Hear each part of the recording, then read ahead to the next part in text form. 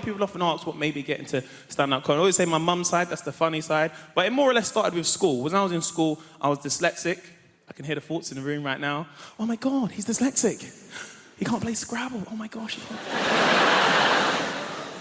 I think where comedy started for me, because I was a bit of a class clown, you know, and the thing is when you're dyslexic, it's not that you can't read or you can't write. For every child, it's always different. For myself, it was always my concentration would affect my education. Like, let's say, for example, I'm talking, let's say me and you are friends, bro. We're not being destructive, though, to the class. But everybody in this room remembers that one particular old teacher. She's like 172 or some stuff like that, yeah? And do you remember when she'd catch you talking and make a big meal out of it? So we're having a small conversation, then she'd notice me, particularly me, talking,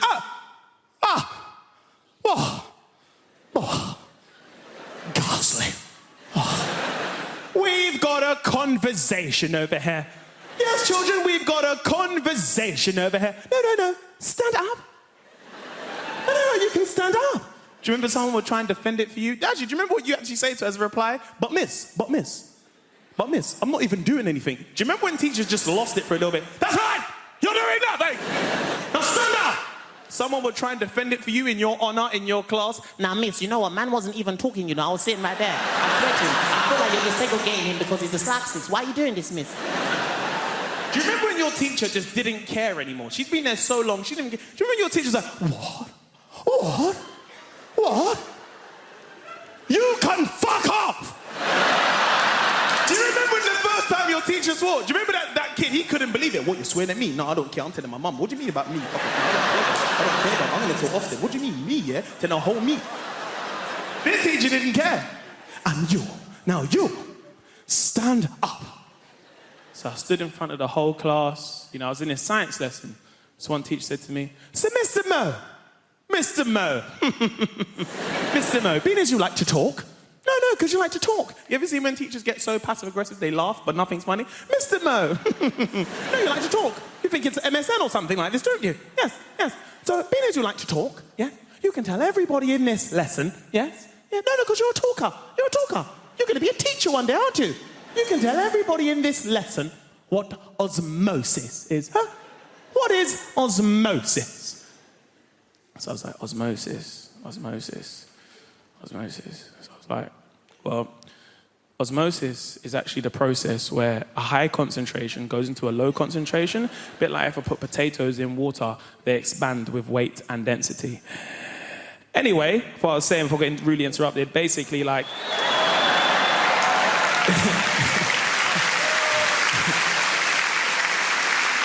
This old teacher lost her mind. Do you remember the teacher got so angry they start shaking, but they shake so much their turkey neck would shake at the same time? Do you remember that teacher? How dare you, in my lesson, on the day of the Sabbath? The Sabbath? It's Orange Wednesdays. What's this Sabbath thing about? What's that? How can I get involved with that stuff? Do you know what? Get out right now. You can get out right now. So I never forget, you know, I'm walking outside the lesson, you know, spudding some of the guys in the way. Don't know. Oh, do you know what? I've had enough of being treated like this. I've had enough of this, because right now, I'm in year 11. Soon I'm going to leave. I'll be in college, earning some real money, making some EMA. I've had enough of being treated like this. Yeah. And I said to my teacher, I said, you know what, miss? I'd actually be learning if you was doing your job, which should be teaching the whole class. Simultaneously went, oh my days.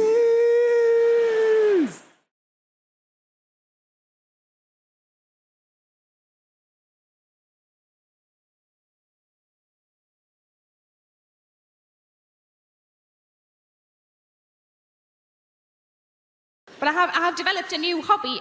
Some of you probably already do this. I've started listening into people's conversations on the bus and the train. It's quite entertaining. And I was listening not long ago to two old ladies, and they were talking about what they would do if they were men for a day. And I thought, this is going to be brilliant, because pensioners are, by definition, bonkers. But I went out to lunch with a couple of my friends, and I thought, well, I'll ask them the same question. So my first friend, I said, what would you do if you were a man for a day? Without even thinking, she just went, I'd have a wank. Sounded like she needed to. She sounded awfully tense. But these saw ladies, different generation to me and my friends, in their 80s, and one of them just said, Edith, what would you do if you're a man for a day? The other one said, no, in my luck, I'd get a Tuesday. And what can you do on a Tuesday?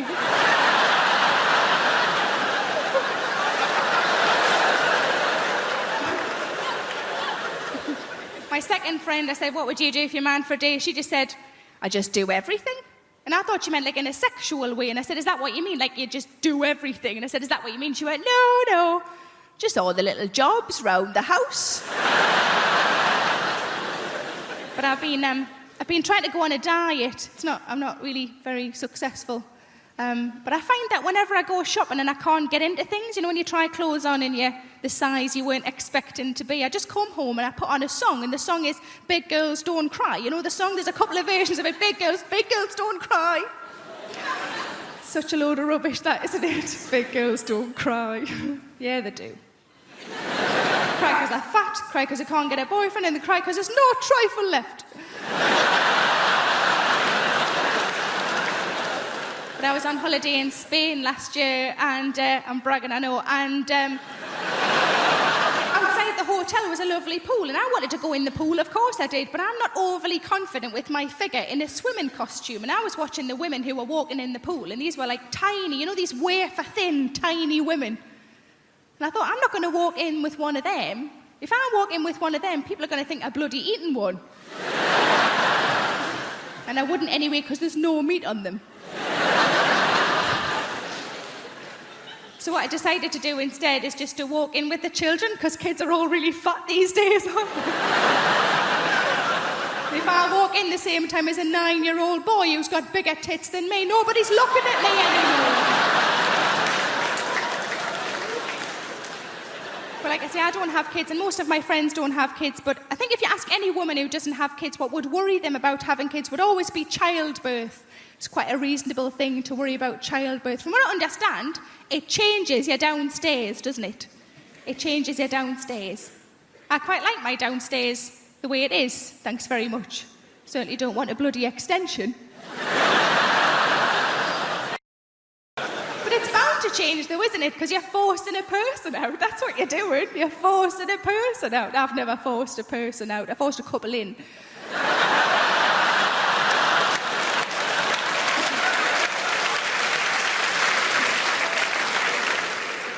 With a shoehorn.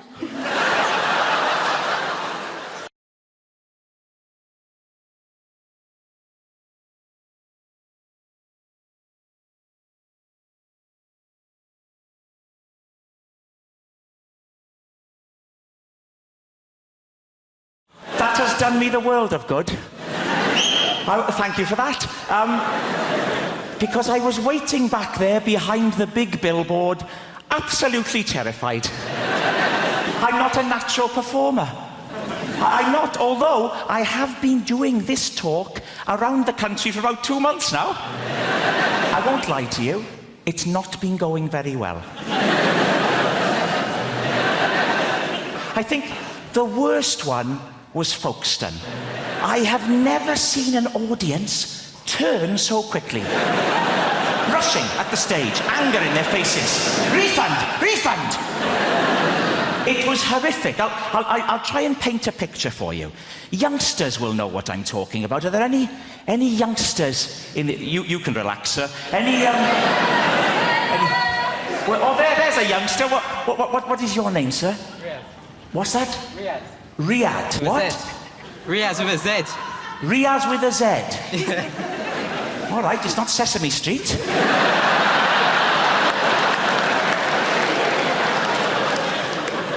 Riaz, how old are you? 18. 18? Shouldn't you be wearing a hooded top?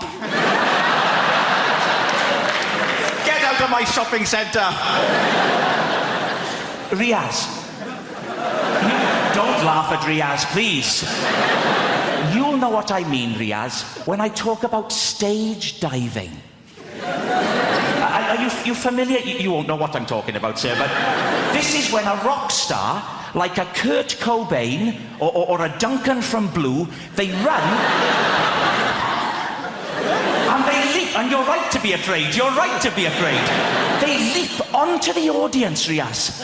It's terrifying. The audience grab hold of them and manhandle them. Turning them around like that, all over the place. Terrifying. Now, what happened at Folkestone was almost a complete reversal of that.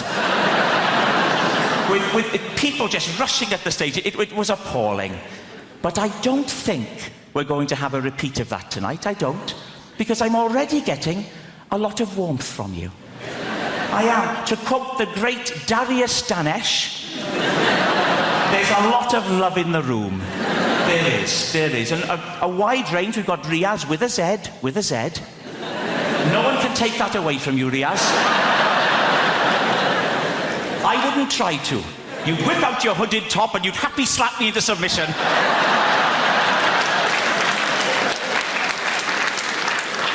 But it's a friendly crowd. We've got a proper... Look, here we go. Right down in the front, there's a chap here wearing a T-shirt with a slogan on it. Unbelievable. A grown man. What is your name, sir? Chris. Chris, with a Z?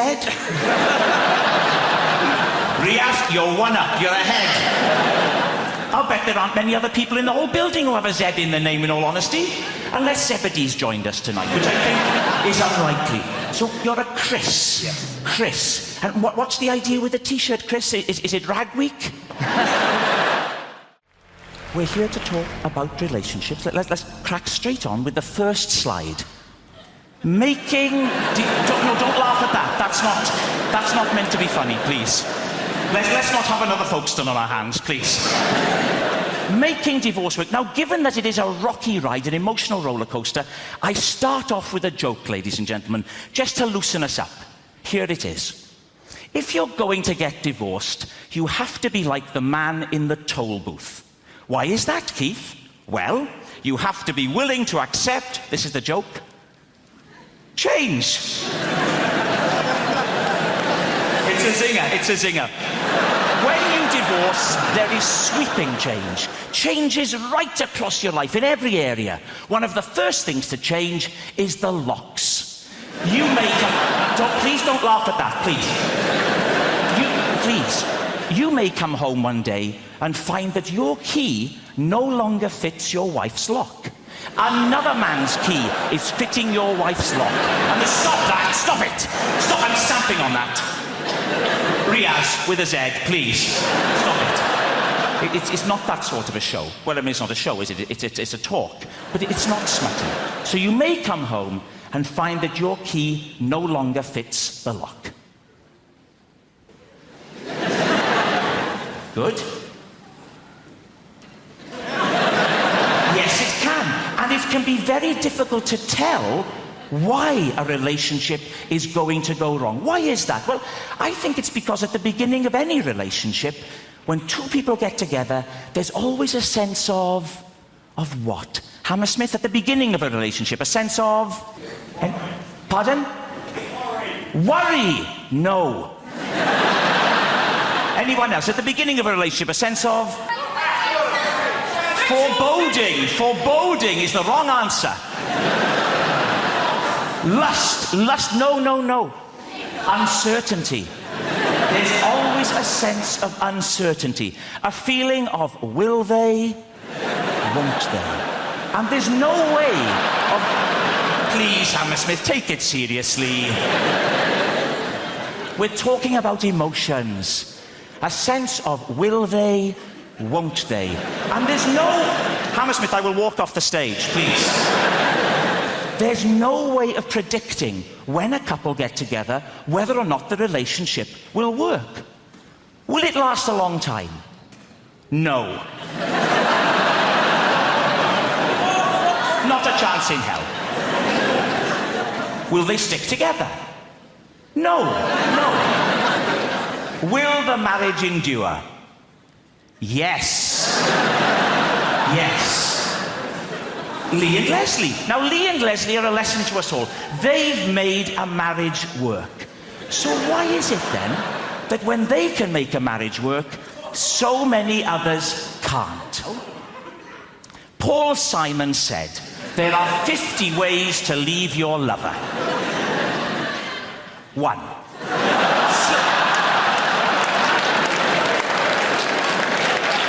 Hammersmith, time out. Please start to take it seriously. 1. Slip out the back, Jack.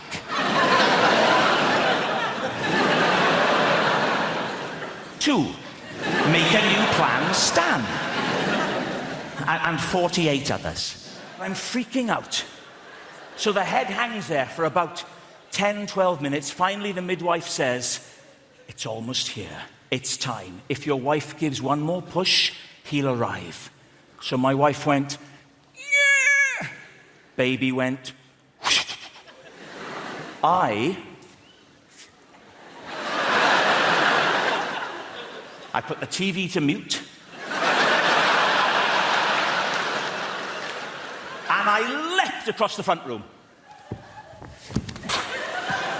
And I caught him.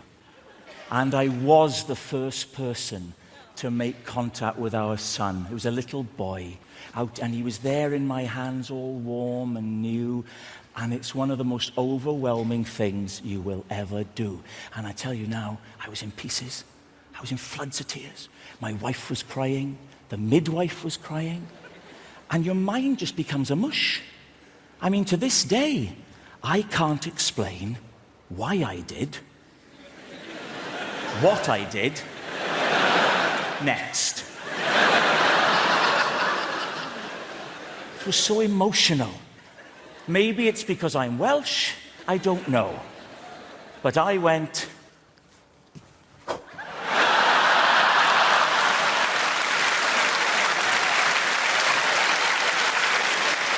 Well, thank God we hadn't cut the cord. He shot back.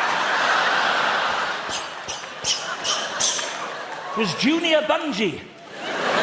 He ended up lying on the floor with all this umbilical cord snaking around the room back to his mother, yards of it. I thought, what the hell do we do now? I needn't have worried. Calm as a cucumber, the midwife walked over to my wife. She put her left foot on my wife's right foot and pressed hard. And just like a Hoover, the cord went... And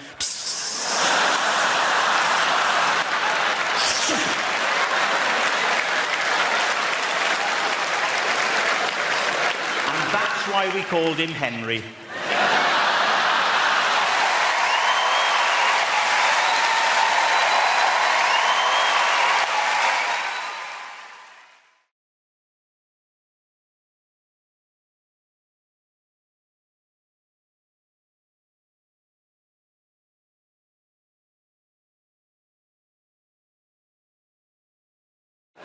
Now, one question that I get asked all the time, so don't text me with this, is if you could take a pill that would make you thin, would you take it? Of course I bleeding well would.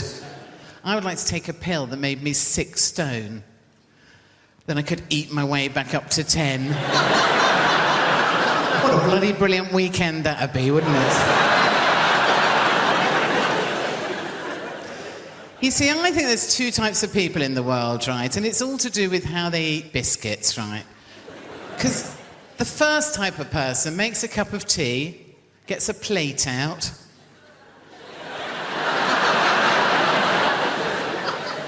opens the packet of biscuits, takes 1 biscuit out, puts it on the plate, and eats it very daintily off the plate. Folds the packet back up, bit of sellotape over the top to keep it fresh for next month. Now, those sort of people should be executed, shouldn't they? Because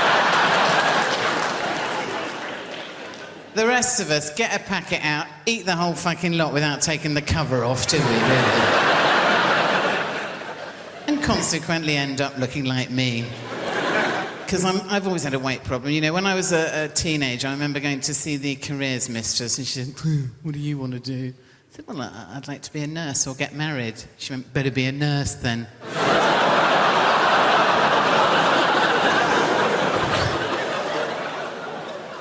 actually a teenager, I wasn't frightened of teenage boys, but I'm terrified of them now. They're a scary bunch, aren't they?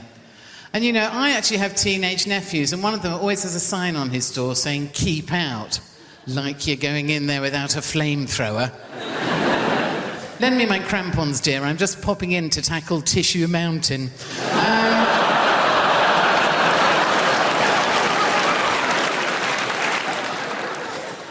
And of course, the worst thing I think you can do with teenagers is try and kind of get down and speak their language. They hate that, don't they? Which is why I quite like doing it. And I actually found this out to my cost last year, right? Because I went around for months going to people, "Would you look at that minger over there?" That is a minger and a half, that is, isn't it?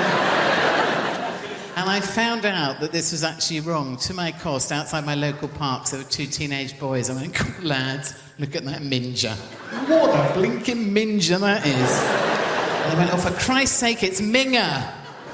And that's our mum. So, you know... Do we have many politically active people in tonight? One. Well done, sir. No, because I've been a Labour Party supporter all my life, and in fact, at the last election, I was asked by Tony Blair to go and speak at a rally in Hove. Oh, joy. And, but, you know, it just made me think, standing in the front row with all these dignitaries, these Labour Party dignitaries, I've come a long way since Fags Behind the Bike Sheds. Because I had Blunkett there, I had Cherie Blair there, Tony Blair came along the row, shaking everyone's hand, got to me and said, "Thanks for doing this, Joe. Kiss me." On the lips, trying to get his tongue in. Got up to do my speech, Blunkett had undone my bra. Because they're mad for it. They are. I was shocked, you know, because I was brought up in a little country village. The only thing we had to do at the weekend was bell ringing. Now, I don't know if anyone's tried that, but it's much harder than it looks, which I believe is something John Prescott says to a lot of women that he meets. But, I'm going to explain the concept and naked attraction to you, and you're going to think to yourself, Suze, previous to your gig tonight, did you nip outside and smoke some crack? Because that's how mental it is. Right, Emma, a girl walks out on stage, she's like, "I'm looking for a boyfriend." And the host goes, "Brilliant, we've got 6 naked men in tubes behind." Then the host says to the girl, "What are you looking for?" And the girl will always do the same thing. She'll go, "Oh my God, you've really put me on the spot." And you think, "No, you chose to come on this show, moron." She goes, "Well, I guess I'm looking for a boyfriend, but also a friend. I really like going to European city breaks, maybe someone that likes travel. And I really like music gigs as well, so maybe someone that likes music. And I guess if I'm being really honest, what I'm looking for is love." And the host goes, "Brilliant. Let's see if you can find love by judging dongs." Okay?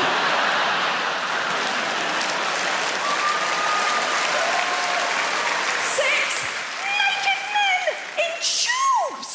Okay? Now, Emma, there's a screen in front of all of them. Every round, the screen goes up a little bit more to show a little bit more of the naked body. Every round, one man gets eliminated until the end. She's got a couple of nudie fellas to choose from. Okay? Now, Emma, first round, screen just goes up to the knees. There's always one bloke who's got really rough feet. Really rough. Like he was an extra in The Hobbit. And he just never took the feet off afterwards, right? Now, she clearly looked at them feet and thought, "Well, them trotters ain't coming home with me," right? And you think, well, that's the end for him. Not the end. They don't shoot him.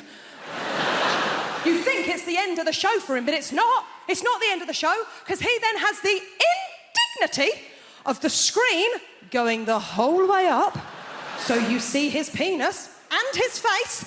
Then he has the most awkward moment in television where he steps out of his tube, walks over to her and gives her the most uncomfortable hug you have ever seen. Well, you can tell all he is thinking is, "Don't touch the lady with your dick. Whatever you do, don't touch the stranger with your dick." And then his sad little ass walks off stage. Now,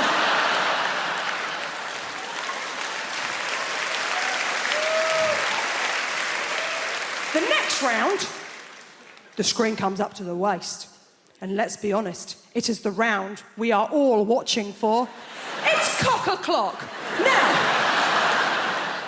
doesn't come as a surprise to any of you. There's a lot of people in this evening. I bet it doesn't come as a surprise to one person in this room. I ain't seen many willies. I ain't seen many of them. I ain't seen many willies. I'm not a connoisseur when it comes to willies. I was straight for a month when I was 18. I don't have the wrists, okay? But even to me, even to the untrained eye, there was one that I was like, oh, there's something up with him. There was something just not quite right about it. They're not meant to have a corner, are they? Halfway through, it had like a proper corner. No, she clearly looked at that one and went, ooh. She can't do that, can she? She's got to go work on Monday. She don't look like a bitch on TV. So instead, she has to do a little lie. Emma, see if you can see where she went wrong. She went, I'm going to have to get rid of number 4. Kind of weird dick. I'm going to have to get rid of number 4 because the way that he's standing, he doesn't really look like a very confident guy. And I'm only really attracted to really confident guys. And I thought, he has his penis out on television. How much more confident would you like this twat to be? Do I get to travel with this job a lot, which I enjoy. I get recognised as well, which is a strange experience. It's not always from being on TV. Sometimes you just get recognised the next day if you've done a gig somewhere. Like I had this recently. I was up north and I'd been doing some gigs. The next day, I was just in the hotel having my breakfast. And there was a couple in the corner, and I could see they kept looking at me. This couple must have been sort of in their 50s. And they kept looking over at me, and I was just having my breakfast. And as they got up to leave, they came past my table, and they stopped. And the lady said, can we just say, she went, you were amazing last night. I said, oh, wow, thank you so much. She was like, honestly, our cheeks are still hurting. I was like, wow, thank you. And her husband was like, we just love finding new people. I was like, wow, thank you so much. And they walked away, and a few people turned to look at me, and I thought, oh, they're probably quite disappointed. They don't recognise me. They don't know who I am. And then I thought, no, that's not it at all, is it? It's because at no point during that interaction did anybody mention that I was a comedian. So all that happened was this couple approached me over a hotel breakfast and said, you were amazing last night. Our cheeks are still hurting. We love finding new people. But of course, the issue is there. There are people there, of course. You can't tell from looking at me like I'm a comedian, because you can't just judge someone just by looking at them, can you? I mean, you can, but you shouldn't. But you can sometimes, can't you? You know, like, for example, if you see a man over 55 with a ponytail. You can make assumptions, can't you? Like, he's either a magician or he knows karate. You know? You know one thing for sure, he's definitely divorced. Like, you shouldn't, but you can is my point. But of course, ultimately you can't, and you can't judge someone just by looking at them. Like, you wouldn't know, for example, you wouldn't know from looking at me that I've got epilepsy, would you? Because I haven't. No, I do, don't worry, it's fine, it's good news, I got it. In fact, fun fact for you, I had my first ever seizure during National Epileptic Week. Which was fitting.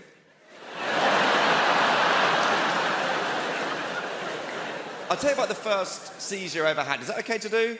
Is that all right? Thank you. I know sometimes people get a bit funny if people start talking about health conditions. I know some people don't like to talk about their own health conditions. Like, I've got a friend called Paul. He's got psoriasis. Doesn't like to talk about it at all. And I'd rather just sweep under the carpet. So people in different minutes. Some big fans of psoriasis stuff down here. There's more if you want it. Just scratching the surface. But no, we'll move on. It's one condition at a time. Yeah, sorry. The first seizure I ever had, it was my first year at university. I was in Topshop trying on a pair of jeans in Topshop. I had no idea that I had epilepsy. I just went in there to try on these jeans, fell to the floor, I had a seizure. I woke up, still in Topshop. I had no idea what was going on. I just woke up. There was this bright light and 3 women looking over me. I thought I was in heaven. And then one of them just went, excuse me. She went, do you know what day it is? Now, I didn't know that was a thing. And I remember just thinking, can you not ask someone else?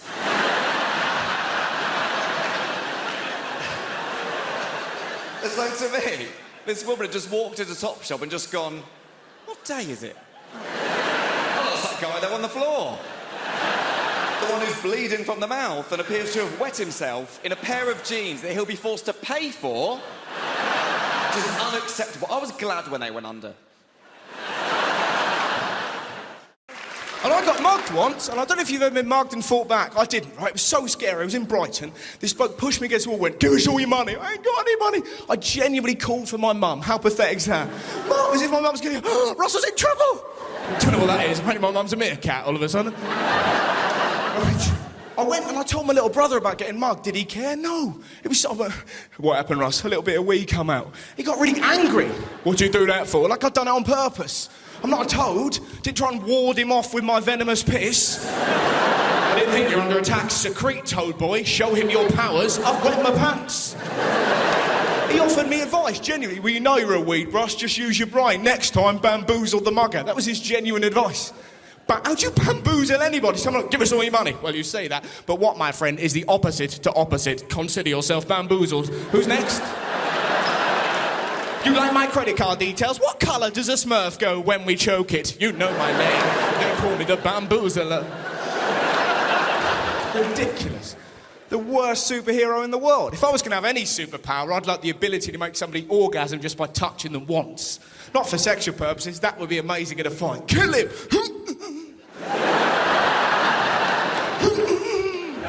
"Kill him, Steve. I'm trying to, but I'm too horny. He's made my belly fizz." I haven't got that skill. If I had that skill, I wouldn't be here. Be in the zoo causing a great deal of mischief. "Which animal, old lady?" "The hippo." "You got it." I'm not very good at sex. I'm quite confident sexually, but I make mistakes. Do you know what I mean? Has anyone ever tried using food in the bedroom? Has anyone ever? Look at you going, "We're not telling you." It went really badly. So I was like 19, and I read in a magazine like 59 ways to please your lady, and using food. So I went and bought. Now this is a mistake. I went and bought a 4-pack of Rolo yogurt, and rather than tell my then girlfriend what I had planned, I pretty much waited for her like some hideous yogurt goblin. And I doubt there's anything more terrifying and yet pathetic to come home and find your boyfriend naked holding yogurt. I panicked, and I didn't put a little bit. Honestly, we're both fine with the arrangement. I pretty much covered her, right? Every bit of skin I could find. By the time I'd finished, she looked a bit like Morph.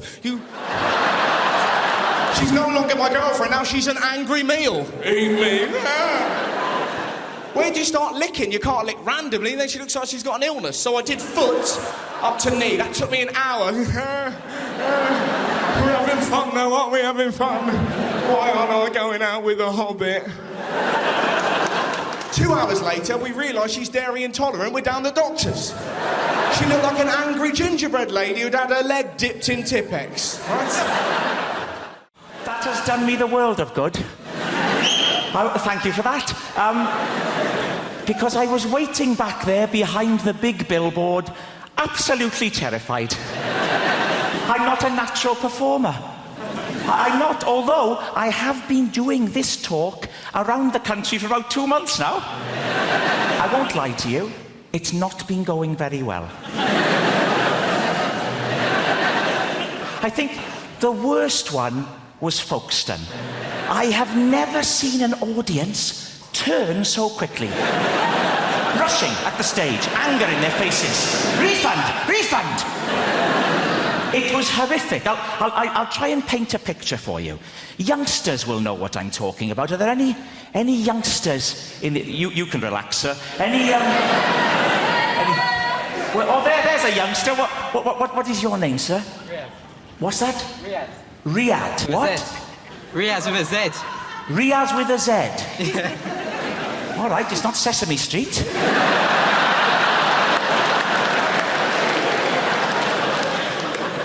Riyadh, how old are you? 18. 18?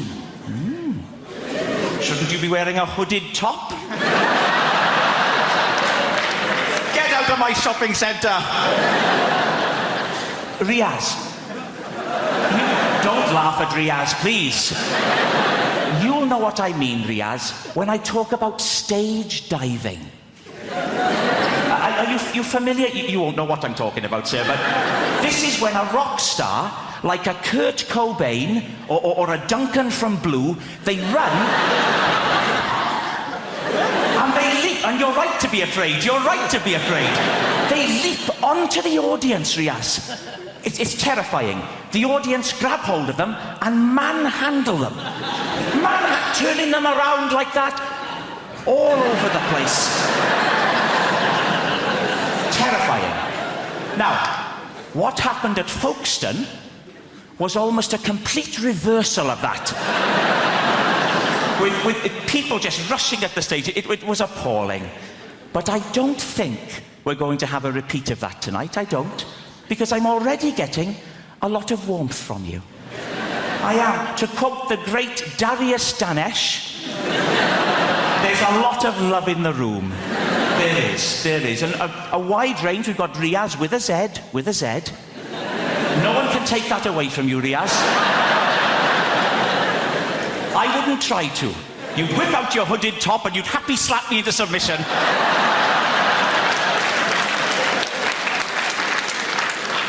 But it's a friendly crowd. We've got a proper... Look, here we go. Right down in the front, there's a chap here wearing a T-shirt with a slogan on it. Unbelievable. A grown man. What is your name, sir? Chris. Chris, with a Z? Riaz, you're one up. You're ahead. I'll bet there aren't many other people in the whole building who have a Z in their name, in all honesty. Unless Zebedee's joined us tonight, which I think is unlikely. So you're a Chris. Yes. Chris. And what's the idea with the T-shirt, Chris? Is it Rag Week?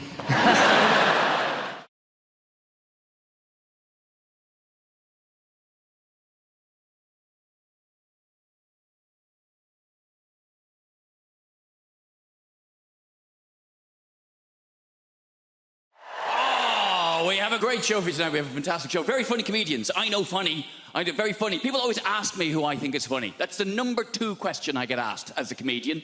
The number 1 question I get asked as a comedian is, have you ever died? As soon as you tell someone you're a comedian, first thing they want to know, oh, you ever died? Oh, what's it like when no one laughs? Oh, tell us about the worst gig you've ever had in your life. Please, relive for me, in minute detail, the worst moment of your professional career. Have you ever really died? It's like saying to a doctor, tell us about the last patient you lost. What happened? With the family crying. I bet they were they? Yeah.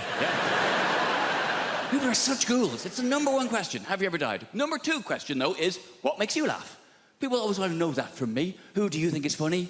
And that's a nicer question. That's more understandable. You know, I make people laugh. People want to know what makes me laugh. In the same ways you might say to your hairdresser, who cuts your hair?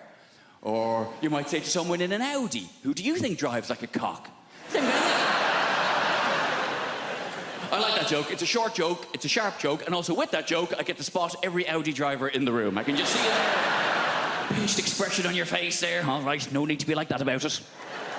I've done well for myself. It's a very reliable machine. And the fact that I can tell you're an Audi driver by the expression on your face means technically you've just given a form of indication. So well done. Good for you. I knew you could do it. Yeah. Have you ever died? Who do you think is funny? You always get asked the same questions. That's what I don't like doing interviews. I love doing this job. This is great. I love standing here talking to you, though.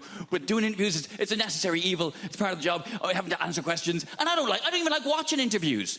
You'd rather watch a comedian tell jokes than talk about how they wrote them. You'd rather watch a singer sing songs than talk about their inspiration. You'd rather watch a sports person do their sport.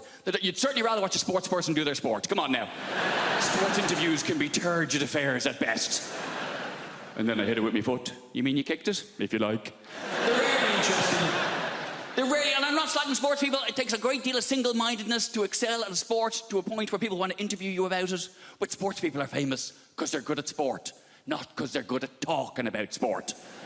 That's why you find a sports person who is good at talking about sport, the BBC will cream their knickers over them.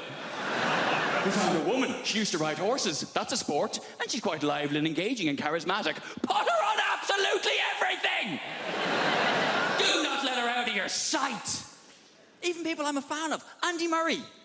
I love Andy Murray. Britain should be very proud of Andy Murray. He's done a lot to be proud of. He's won Wimbledon. He's Olympic gold medalist. And he put up with a lot of shit when he was named, 8th best in the world? Oh, you bloody loser, you. Done a lot to be proud of. He's won Wimbledon, he's Olympic gold medals, he's magnanimous in victory, he's humble in defeat. And he's a big comedy fan. He's been to see me live, I've met him, lovely bloke. But Jesus Christ. I cannot listen to him drone on one more time about how he won, stroke lost another tennis match. I can't do it. Well, then I hit it to him, and he hit it back to me, and I'm very good at tennis, but he is also very good at tennis. Some days I'm better at tennis than he is, but I think what's happened today was he was slightly better at tennis than I am, and that's maybe why he won the game of the tennis. Oh, for God's sake, man! I'm not very sporty, you can probably tell. I like hill walking. Doesn't really count as a sport. I like hill walking and camping. Proper camping, though. None of your glamping bullshit. Glamping. Derivation of the words glamorous and camping. Where you stay in a yurt, which is more expensive than a hotel. What is wrong with you? A lot of people don't realise yurt is a derivation of the words eura and twat. A lot of people don't realise that. Do you love London? I love London. I feel like London is created by the people, right? Who are just crazy and sexy and ambitious. I got into an Uber the other day, not bragging, and I got into an Uber and the driver, he said, would you like to have the radio on? And I was like, I don't mind, it's up to you. And then he said, well, actually, I make my own music. Do you mind if I put some of that on? No, I don't. And then he put on Drake's new album. I wonder how often it works. I wonder how often there's a middle-aged white woman thinking, oh, well, he looks like Aladdin and he sounds like confidence personified. Pull over and jump in the back, Nikolai. I'm having a good life. I have recently started doing yoga, which is just change. Yes, woo for the yoga over there. Are you a team? Come to... I'm new to it. I love it. Yoga has changed my life. It's brilliant. Yoga is my new drug. My old drug was drugs. Which I'm not going to say anything positive about because it would be incredibly irresponsible. I'm not going to say anything positive about drug taking. What I will say is I didn't take MDMA until I was 32, and it was such a relief to know I could be happy. The equipment's broken. But yoga is nearly as good, and there's no downsides. It's given me a whole new language. My favourite new word is namaste. Yeah, it's a very old word, it's very sacred, and it means the yoga has finished now. And then you're allowed to leave. I think that the key to being happy as you get older is self-acceptance. Like, I have to accept things about myself now. Like, I'm 36, I thought I would have children by now, and I don't. In an ideal world, what I wanted to self-fertilise. I wanted to have children that were exactly my genetics so that I could show them to my parents and go, see, it was my childhood, they're fine. Science can't do that yet. And then I had a crazy day last month where I just thought, I'm just going to buy some sperm. I'm just going to buy some sperm off the internet. I've got a good job. I'm just going to buy some sperm. Guys, sperm is so much more expensive than I thought it was going to be. It is tens of thousands of pounds. We are all wasting a valuable resource. 17-year-old me would have been a millionaire if I'd learned how to catch it and chuck it in the freezer. It's a shock. And I do think self-acceptance is the key. Like, there's things about myself I don't like, but I just have to accept now that they're not going to change. This is who I am. Like, so for instance, I don't like art. I think art is rubbish. I think lots of people think art is rubbish, but we're too worried of looking stupid, so we go along with it. I think that the worst art form is theatre. Right, okay, I can sense how unpopular this opinion is. Hear me out. I think theatre is diabolical. Look, I do, look, and also, I'm aware, if you are a performer of some kind, if you're an actor, look, please don't be offended. I don't mean being in the play. Obviously, if you're the person in the play that gets to put a wig on and walk up and down and move your arms and project your voice, saying things like, I think you'll find you're contradicting yourself, Alan. Fun. Having to watch it. Dear Christ. I can't concentrate. I can't lose myself in the story. I know that it's not real because I'm surrounded by people eating crisps. and they don't let you look at your phone. So all you're thinking is, well, how long has it been? I have realised that the musician I want to be is the drummer from Coldplay. I want to be the drummer from Coldplay so badly because that dude is rich as shit and no one knows who the fuck he is.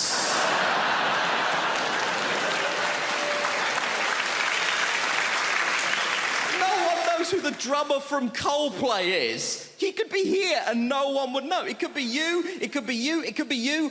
I'm not sure it's an Indian woman, but it could be. We don't know. I'm obsessed with the idea that this guy has the best life in the world. And I was telling my friend about this, and she tried to tell me something that she was trying to portray as a bad thing. Apparently, he loves Game of Thrones, so he said to HBO, can I be in Game of Thrones? And they were like, yeah, man, you're the drummer from Coldplay. You can do literally anything you want. We'll restart The Sopranos if that's something that will make you happy, right? Now, he is in Game of Thrones. Confession time, I don't watch Game of Thrones, but even I know the Red Wedding is an important episode of Game of Thrones, right? He is in the Red Wedding. Guess what he is doing in the Red Wedding? He is the drummer in the wedding band. That is the extent to which this guy's anonymity is a borderline superpower. He is in the most famous episode of one of the most popular television shows in the world, doing the thing he is famous for, and no one noticed.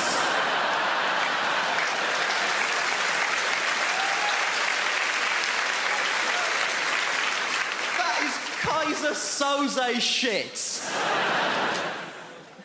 And my friend was telling me that she read a supposedly embarrassing story that one of the actors told. One of the actors said that when they were shooting The Red Wedding, he was making small talk with the extras, and he got round to the drummer from Coldplay and said, are you a full-time extra?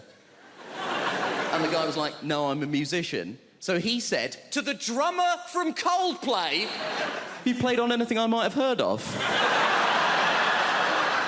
To which the drummer from Coldplay was presumably like, have you heard of All Music? Because I'm basically the drummer on All Music. And my friend tried to tell me this like this was a sad thing. She was like, oh, this guy's in Coldplay, but no one knows that he's in Coldplay. Isn't that sad? No. Because the problem with being in Coldplay is that people hate Coldplay. People hate Coldplay so much. And the people who hate Coldplay don't say things like, oh, it's not to my taste. They say things like this, I hate Coldplay! But what you mean when you say that is, I hate Chris Martin. No one is angry with the drummer from Coldplay. No one has ever been like, oh, the drummer from Coldplay! My life! And I know what you're thinking. You're thinking, Nish, why are you so obsessed with the drummer from Coldplay? There's two other people in that band. We don't know anything about them either. And you know what? You're right. There's a guitar player and a bassist in Coldplay. I wouldn't know them even if they were here. I assume it's you two, but only because they sat next to her and I spoke to her already. That's all I've got to go on at this point. They have the exact same life as the drummer, because I did a bit of research into this. Turns out Coldplay are one of those bands where they split the royalties equally. So they have the exact same life as the drummer, apart from one detail. They have the exact same life as the drummer. They have the same level of wealth, access, and anonymity. But crucially, the drummer is sat down.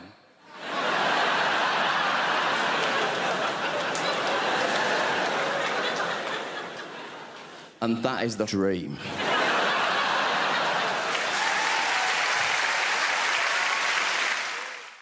This year, I did no lilt February. Thank you. I know, it sounds impossible, but you take it one day at a time. Did I have any today? No, you're a legend.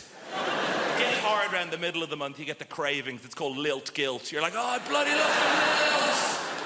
It's the night where you go to the shop at midnight, you kick the door and say, where's the lilt? And they're like, we don't stock it anymore. Like, ah! So you try and make your own hooch lilt. You know, you get a pineapple and a grapefruit and you add in batteries and a horse's head. And you're like, it's good, but it's not totally tropical. Did that joke in America recently. Turns out they don't have lilt there. So, this is it. This is all I do. Imagine if this was your actual... I go like blah, blah, blah, and you go, ah, ha, ha, ha, money. I can't believe I get away with it. You do actual, proper London jobs. You know, like blacksmith, you know? Farrier. Brunch DJ. The big three. I tell you, I do not trust people who work in offices. I know, right? What are they doing? Nothing takes that long. They're planning something. They must be. Do you know? Do you ever call in to visit your friend in an office unexpectedly? Everyone just shits themselves. They're like, what's he doing here? Cover the screen, lie across the spreadsheet, get him out. Kind regards, warm regards, best. That's how they talk. I've seen the email. Hey, I know what it's like in the real world. Look, sometimes I check in your world. Oh, gross, back to showbiz. And... No, I'm very self-aware of the level of fame that I have. I was in a supermarket recently, and an older lady came up to me, and she put her hands on my shoulders, and she said, "You are vaguely familiar." And that is it.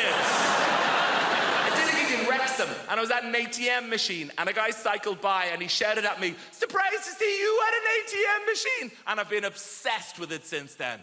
What did he mean? Like, on the one hand, is he surprised I don't have a butler to go to the ATM machine for? No, I think it's the opposite. I think I'm surprised you have any money whatsoever doing keyboard horse shit. Here's my greatest ever showbiz tale. I did a gig in your Milton Keynes recently, thank you, and I was staying in the Milton Keynes Hilton, and she is the least well-known of all the Hilton sisters. And I checked in after the gig at like 12:30. Room 303 is where this took place. Open the door, TV on in the room. Not that uncommon in the chain hotels. I guess it's to welcome you. But get this, on the TV is me playing the shitty keyboard on some show. Immediate thought is like, is this a service they provide to all guests? If so, no, it's the realization, this is it. I've arrived, and I waltz into the room, down the little corridor with the loo away to the left, and as the room opens out, there is a fully naked man lying on the bed.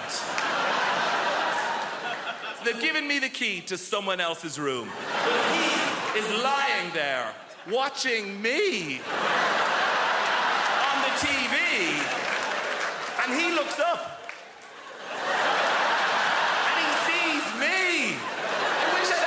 To think of something smart. What I say is like, oh shit, sorry man. I could have said anything and I'd be a legend. I could have been like, oh, you enjoying this? Ah, no boner. And just walked out of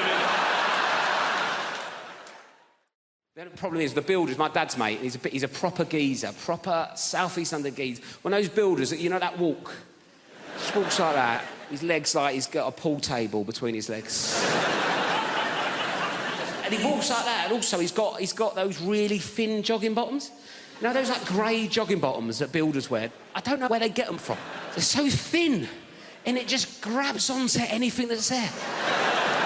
It's just like I'm getting stared out by his knob and balls as he comes in. And sometimes it's weirder than him being naked. I don't know why. It feels more intrusive. He's like, hello, son, what we got here? I don't know. Everything's... Walking around like that. I reckon I could draw his knob and bollocks from memory better than mine. So he's coming like that, and I'm like, oh, God. I go, do you want a cup of tea? He goes, yeah, I'll have a cup of tea. I went, how many sugars? He went, 13. That's not a cup of tea anymore, it's a pudding. That's an angel delight of a tea bag, innit? 13 sugars, I'll make sticking it in. It's about £3 worth of sugar. He's only come round for a quote, it's already cost me. I put 14 in to test him. Give it him. He went, it's a bit sweet, isn't it? You winding me up, you're normally on 13, you greedy bastard. Old Type 2 Terry's come round and it's a bit sweet for him, is it? When are you going to do this job? I want it done before your foot comes off, all right?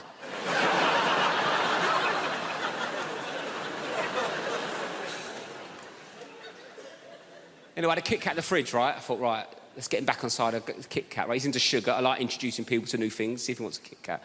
4-finger Kit Kat. Like, how would you eat a Kit Kat? 4 fingers? I've said that wrong, haven't I?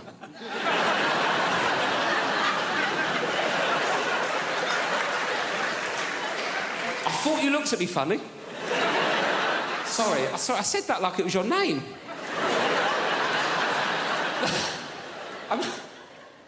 I meant to say... I don't know what I meant to say. I meant to how would you eat a 4-finger Kit Kat? But I went, how would you eat a Kit Kat? 4 fingers.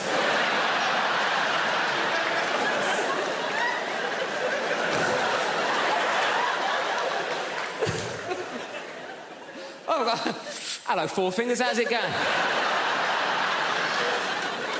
Who needs thumbs, eh? Me to smoke by the looks of things. Sorry about that. Not an ideal nickname for a young lady, is it, really?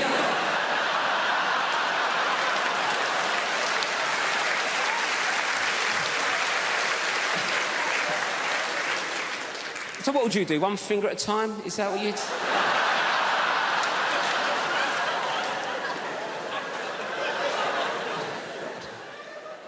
Should we start again? Sorry, what's your name? Anita. Nice to meet you, Anita. Sorry for calling you 4 fingers.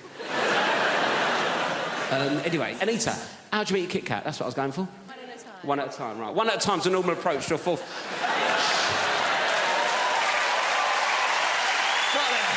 Yes. Anyway, 1 at a time's a normal approach to a 4-finger Kit Kat, isn't it, right? I gave this builder a 4-finger Kit Kat. He picked it up, put the whole thing in his mouth at once.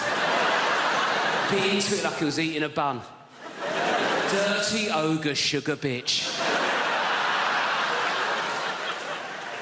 What kind of animal is one popping a 4-finger Kit Kat? It's lovely to be here. I've come all the way from Brighton. Just in case you're wondering what this haircut is about. Might be a new face for some of you people. Don't panic, the BBC invited me here because they needed a beige lesbian. So I'm just here to tick some boxes. Not your box, madam, just a metaphorical box. I'm half Spanish, that's what's happening there. I've got a Spanish mum, and she lives here in the UK. It's all very legal. She's lived longer in the UK than she's ever lived in Spain, but the brilliant thing about my mum is that she's never lost her accent. She's done very, very quickly. She's done lost her words she cannot pronounce. Lost her words she cannot pronounce, huh? My favourite word that my mum's never been able to pronounce is my brother's name. It's not even a difficult name. His name's Stephen. I don't know if you've noticed this. Spanish people, any word that begins with the letter S, they struggle, right? So my mum doesn't call him Stephen. She calls him Steven.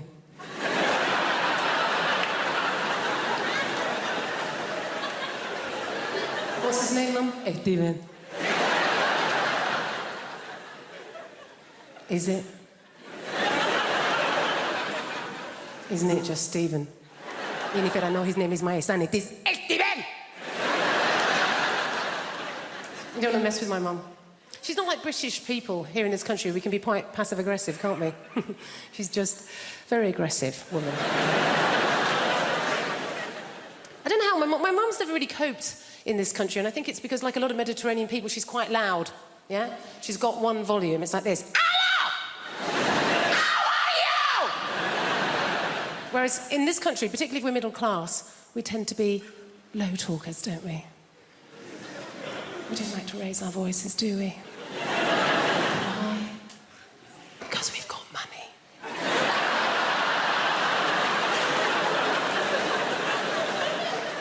Let me just assume that if you are raising your voice, well, you're probably poor.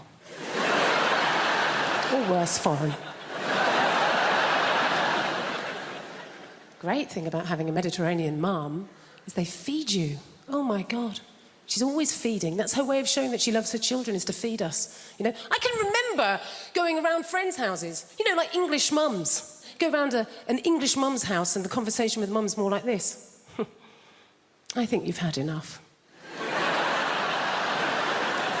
My mum will feed you till you puke. Anything could be going on in my life and my mum will relate it back to a meal that she's cooked. Do you know what I mean? Like, so good or bad. Particularly if I'm depressed. If I phone up my mum and I've had a terrible day, yeah? I phone up my mum, conversation always goes like this. Oh, Jennifer, my God, I'm so sorry to hear that you're having a hard time right now. But you know what? Don't worry, okay? I made a soup. Come home. You sound hungry.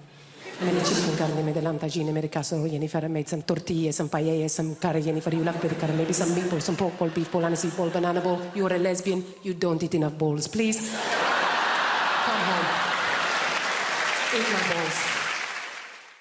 We've moved now. We've moved to a place called Pinner. We only moved to Pinner because the estate agent said to us, he said, oh, Pinner is a lovely part of West London. West London. We get Welsh telly.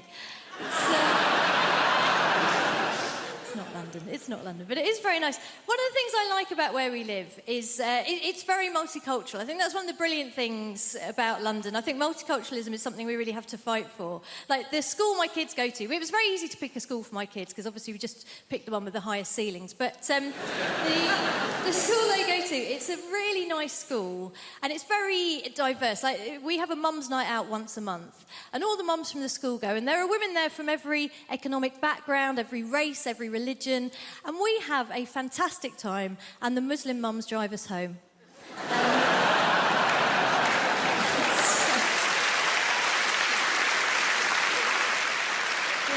Tell you what, it is nice. I had an incident the other day, though. I was walking down the street near where I live, and it was one of those sunny days, one of those days that remind some van drivers that women have breasts. You know, one of those.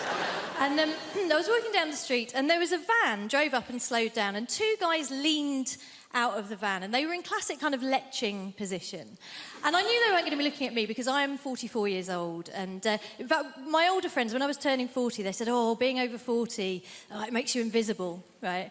And I have found, yes, that is true, but the brilliant thing is it mostly makes you invisible to dickheads.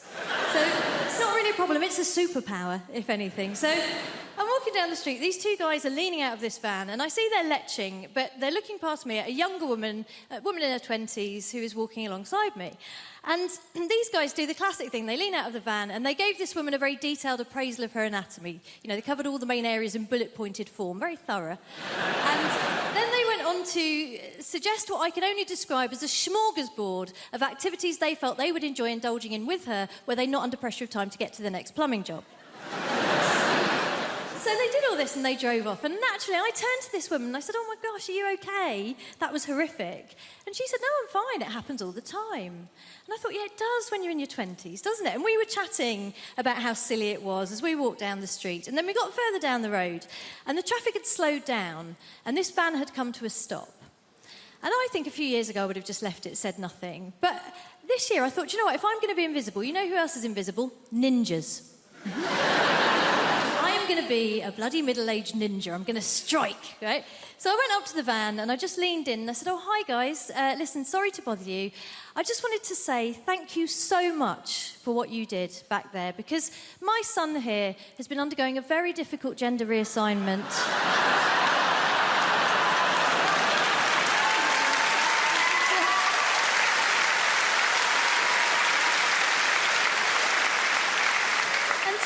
He's been worried that it's not going that well, but what you did back there really made him feel like a proper woman. Thank you. I was delighted with myself as well. But what was really special was that then the young woman next to me leaned in beside me and in the deepest voice I've ever heard, just went, yeah, thanks, guys.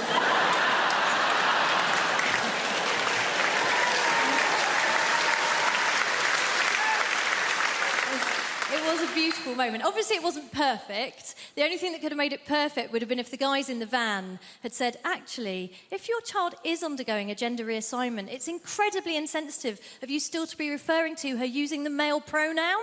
They didn't do that. They just called us slags.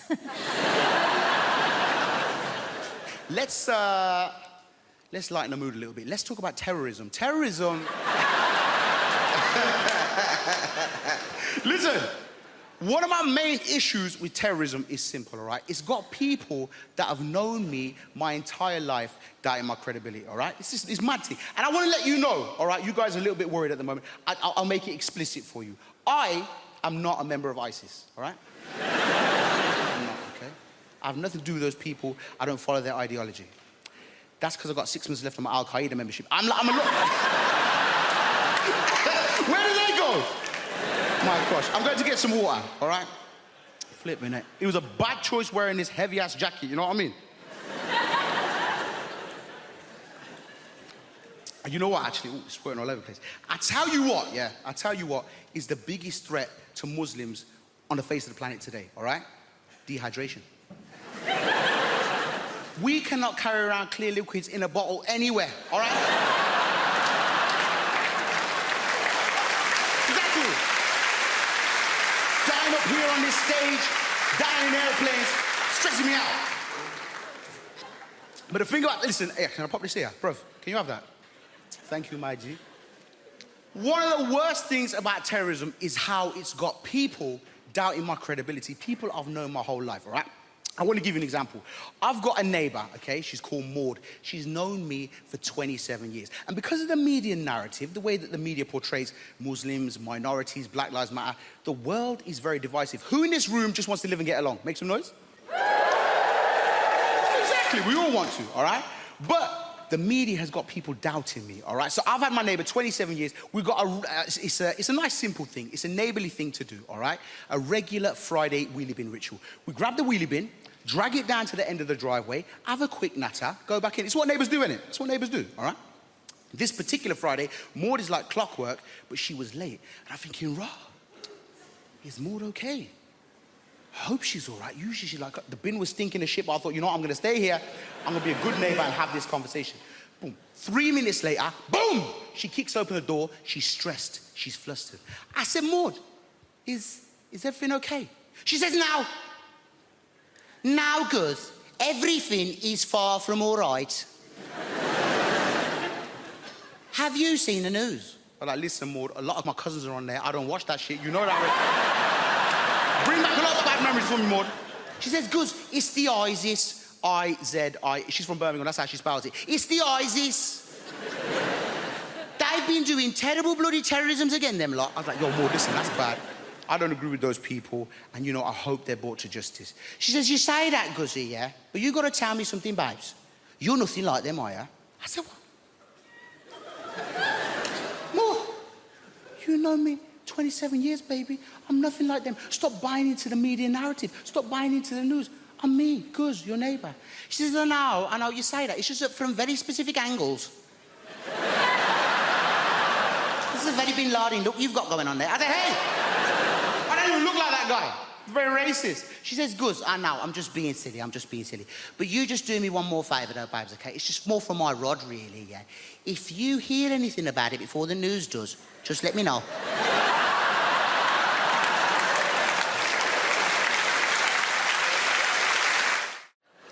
I get concerned about the message that we send, you know, young women a lot on TV and, you know, in the media, because right now we live at the height of materialism, where it's suggested to young girls especially that you can indulge the most depraved man as long as he's rich. This is evidenced by the franchise 50 Shades of Grey. Has everybody here seen 50 Shades of Grey or read it? Okay, some of you are shaking your heads. Fine. I will give you a quick plot summary of 50 Shades of Grey. I will be paraphrasing in this monologue, by the way. Is everybody ready? Yeah! Here is 50 Shades of Grey, abridged by Dame Baptiste. Hi, I'm a pretty naive American young girl who doesn't know about sex, even though I have access to the internet and my friend's a journalist.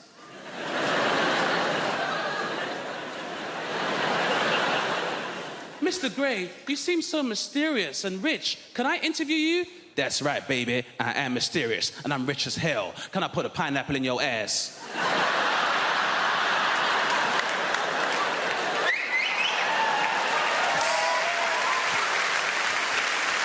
I mean, some other stuff happens, but that's pretty much it. It's fair. Unfortunately, we live in a time where, you know, materialism is encouraged, you know. Do you guys remember the song No Scrubs by TLC? Yeah. Great song for the ladies. Not so fun for the unemployed male. That was not a fun song to hear when I was younger. You remember how that song used to go? If you live at home with your mama, oh yes, son, I'm talking to you. If you live at home with your mother, they're talking to you. What if I'm a full-time carer?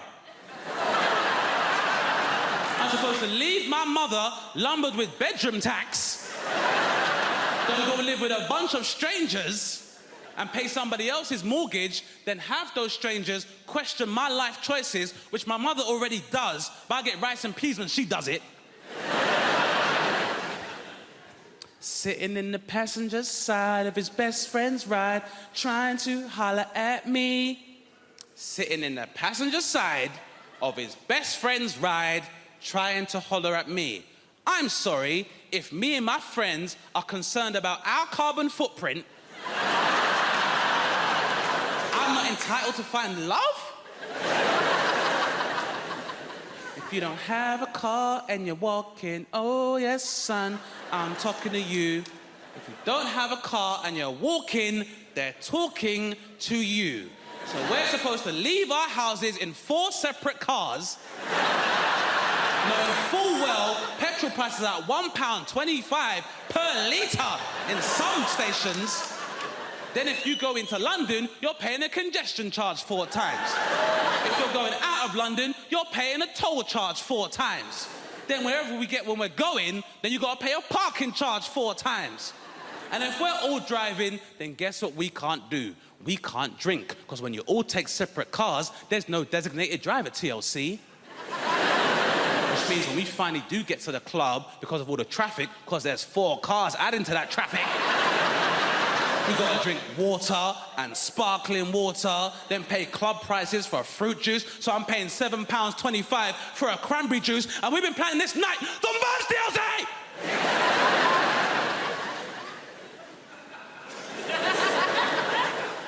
People ask me, they say, Chris, what is it like trying to raise a child when you can't see the child? It's ups and downs, you know, ups and downs. You just got to go with the flow. Can't prepare yourself, you know. She's 3.5 now. When she was 2.5, if you haven't got kids, by the way, as soon as they get to 2, they're adorable. They just start asking questions. They want to know what everything is. You are their source of information. They want to absorb the world. My daughter, she's 2.5. She's in the bath. I'm knelt there. I'm bathing her. She's like, what's this, Daddy? What's this, Daddy? Oh, bloody no, do I? Give it here. Just... You might be 2.5, but you know way more than Daddy at this point, sweetheart.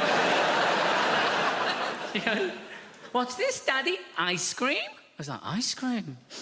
Big handful of shit, wasn't it? Massive. Not like a little pebble, not like a little sweetness. Where did that cut? An impressive quantity for an adult male. I wasn't entirely sure the dog hadn't jumped in and done it when my back was turned, and she just scooped it out. She just slapped it in there in one go.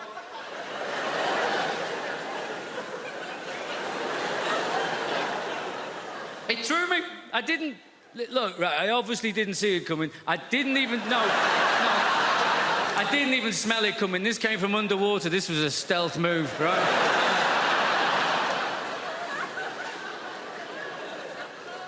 And I'm not entirely sure exactly what happened. You know, I've narrowed it down to 2 options, I think. I've given it some thought. I mean, she was 2.5. Let's give her the benefit of the doubt. She deserves the benefit of the doubt, doesn't she? Option 1, benefit of the doubt. This is what happened. She sat in the bath in the warm water. Yeah? She farts. She shits herself. She doesn't know she's done that. A few minutes later, that goes floating past her in the bath, doesn't it? She sees it there. She thinks to herself, I wonder what the bloody hell that is. That looks a little bit like ice cream. I know, she thinks. I'll ask Daddy about that. He knows about these things. He's a very, very clever man, yeah? That's option 1, isn't it? Benefit of the doubt. Option 2. She's a bloody comedy genius. She's sat there in the bath. She's got Mr. Penguin up here on the wall. She's got, hey, Mr. Penguin, Mr. Penguin. Get on this now. This is going to be brilliant. This is going to be... This is going to be amazing. Watch his face now. Watch his face. Watch. Keep looking. Keep looking. What am I going to do? Not only am I going to do a shit and put it in his hand, I bet you I can make him sniff it.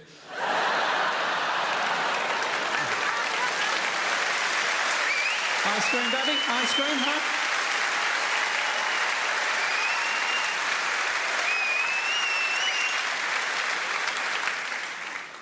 We were very lucky with my daughter. They say you got to watch your language around your kids, don't they? That's what they say. We were very lucky. My daughter's first words, apart from hand on heart, apart from mama, dada, baba, all that nonsense, her first words were go away. That's what she said. That's all she said for 3 months. Go away. Go away. She thought it was just one word. Go away.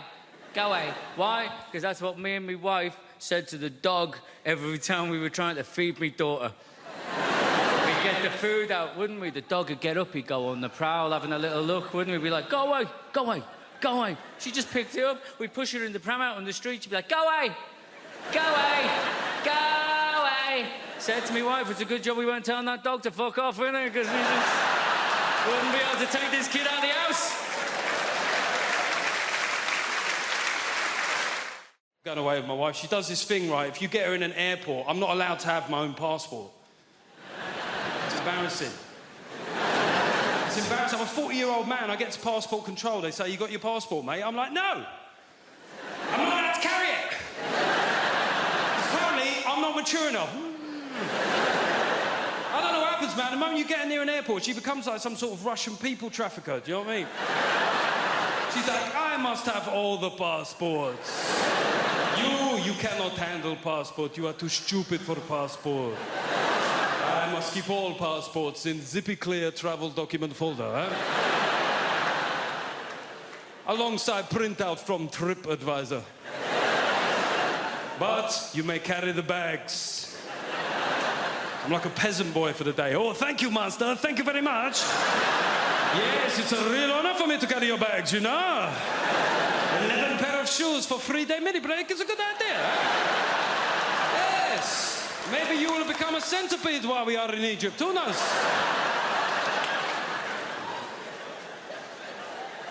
I went on a stag do recently. I went to the Munich Beer Festival. Has anybody here been to the Munich Beer Fest? Seemingly everybody. How many days did you go for, mate? No days. Got deported on arrival. We went for 7 days. We got there on a Monday, right? We had 6 straight days drinking, Monday through Saturday. And on the Sunday, we said, we've got to do something different, right? So we went to Dachau concentration camp. Yeah. It was a weird shout. There's no getting away from it. Could have gone go-karting. I said, no, let's do some World War II here. It took a long time to get there, and when we got there, it was shut. Now, yeah, it felt inconvenient. However, given the wider backdrop of historical suffering, I didn't necessarily think that my inconvenience was that big a deal, right? So I just thought I'll take it on the chin. But we had a mate of us called Tim, and Tim started popping off at the German security guard. He said, mate, it's a Sunday, yeah? It's a big tourist day. It's outrageous that it's shut. I said, to be fair, it's outrageous that it was ever open, you know what I mean? It's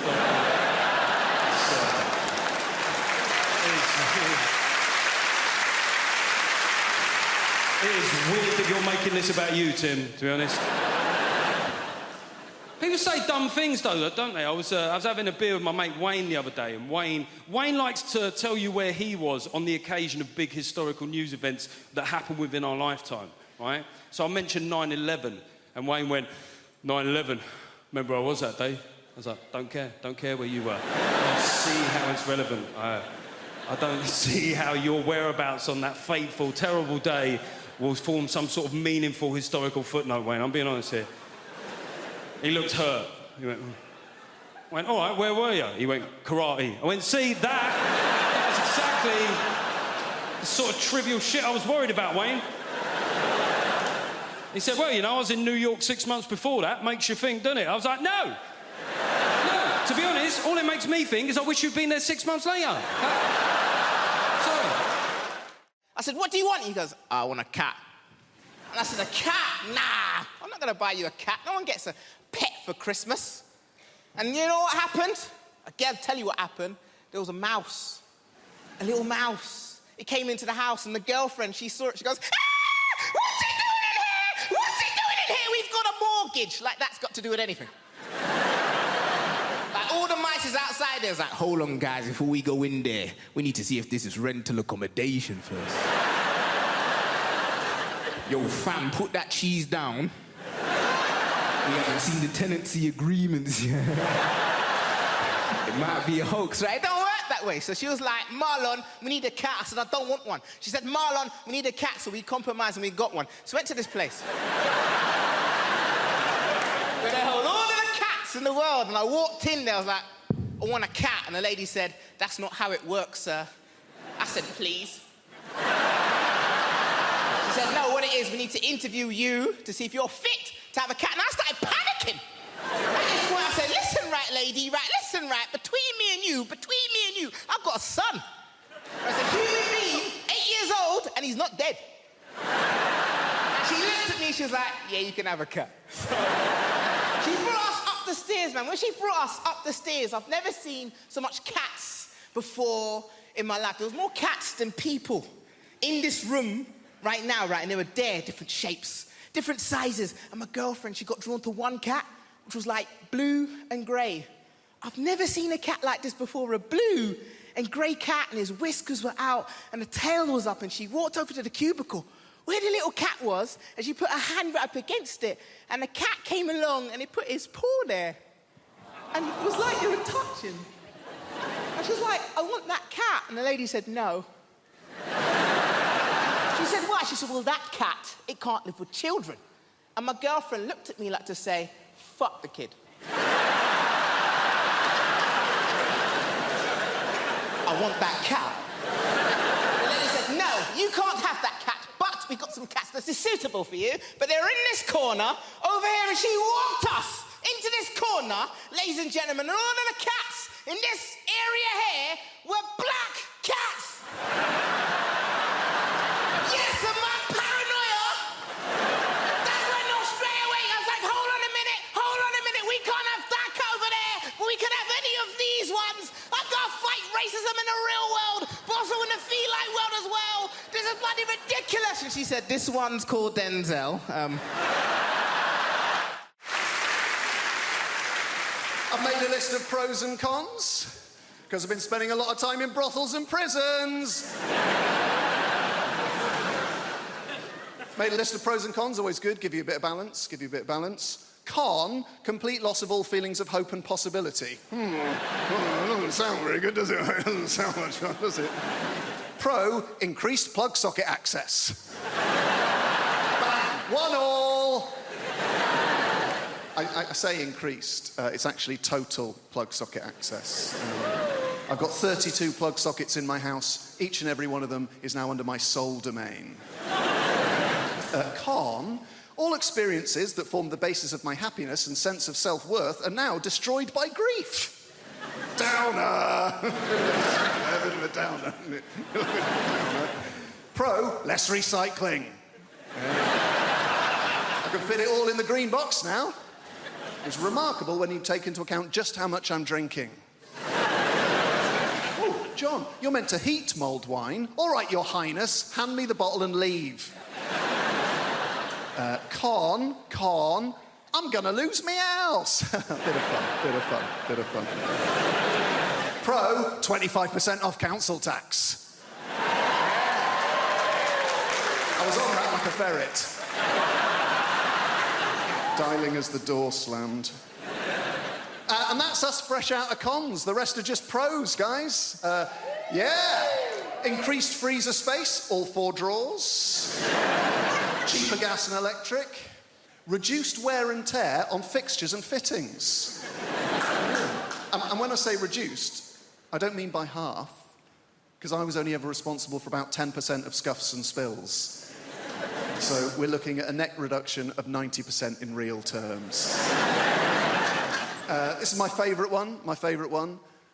Ultimate control over where the iPhone charger cable is and why it is there.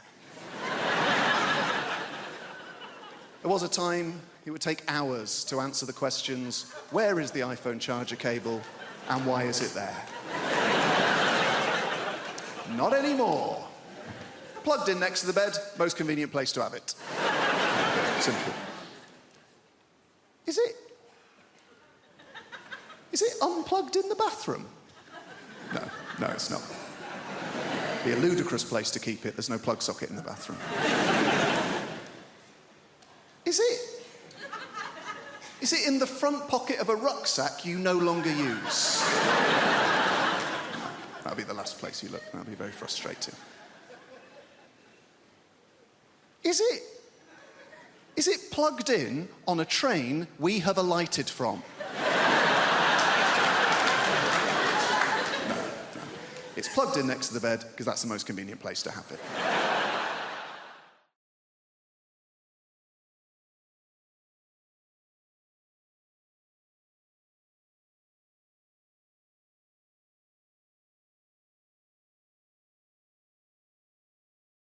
I actually haven't been well recently. Stop it, honestly, I don't want to talk about it. But if you insist. I really haven't, though, so that's why I'm delighted to get here today. I was rushed to A&E recently with terrible abdominal problems. Just hideous pains all up and down my tummy and around my sides. And I was rushed to A&E. And for about 3 hours, I thought, and anyone here who ever read a magazine as a teenager will know what I mean, especially the girls. I thought that I was about to have a surprise baby. Do you know the way there's those stories in the magazine going, well, everything was normal, nothing was different, everything was regular. Well, then I went to the toilet, and I looked in the toilet, and there was a baby in the toilet. And I had a surprise baby. There was always that, and that's when I thought it was. But you'll be happy to know that actually it was, I'm bringing sexy back, a gut infection. A gut infection. But the worst part of the whole situation was that the doctor in A&E was really, really handsome. And I think doctors who are handsome should be struck off. I really do. I wanted someone with a sort of mashed potato head that I could feel at one with. But instead, this man was really handsome. He said to me, what seems to be the problem? And I was like, well, doctor, my problem is that I'm too cute. Chase me. I mean, how could I tell him that I thought I was having a surprise baby or else I was waiting for a poo? I mean, you couldn't, you know... And once we find out which one it is, do you want to go for a drink? It's really quite terrible. But by the way, you might notice that I talk quite fast. And if I'm honest, it's not really going to slow down too much, so you'll have to sort of jump on the Venga bus of enthusiasm and beep the horn with this one. I think that the reason I talk quite fast is because I was brought up in the countryside, in the deepest, darkest countryside, where there was no one for miles and miles around. Just this giant expanse of land with no one to talk to. And it was very, very lonely. You'd have no one to speak to during the day. I mean, a very backwards existence, lads. Like, our clothes are made of mud. Our hats were made of leaves. We had no access to things like pot noodles. We just had to sort of pour boiling water on top of birds' nests if we didn't feel like cooking one evening. A really backwards existence. And crows everywhere. Crows. In the city, there's pigeons everywhere, but in the countryside, there's crows everywhere. And it makes everything you do seem really ominous. You'd open the window and it'd be like, wah, wah, wah, wah. Well, that seems a bit ominous. You know, you'd be standing innocently over a dead body in a field. Oh, God, this all seems a bit ominous. But the reason that I think I talk quite fast is because I'd have no one to talk to during the day. And so some days, the only person you'd have to talk to will be a passing car flying along the road. So you had to learn to talk fast if you wanted to talk to anyone. You'd be like, hi, how's it going? Oh my God, come back and talk to me. Do you like my new dress? Stay and be my friend. This sort of thing. Some days you'd be waiting for a tractor to come along, because you get more time out of a tractor, you see. You get to talk to them for longer. You'd be like, hi, how's it going? Do you like Sesame Street? I like Sesame Street. Oh, you do like Sesame Street? Sometimes I think Big Bird might not be a big bird, but he might just be a man in a suit. I know it sounds bad, but I have my suspicions. Goodbye, come back. Here at the sink, right? And I've put a little thing here. It's like a bean tin, but it's got holes in it. So you put the cutlery in there, and it's all together then. You're not chasing it round, and the water comes out of the holes, so you just take it away, right? I'll watch them washing up, reach past this thing. They can see it, it's there. They would have to be blind in this eye and looking that way not to be able to see it. They travel the extra distance to lay the cutlery flat on the side. And I mean all the cutlery, including teaspoons, and not that way round.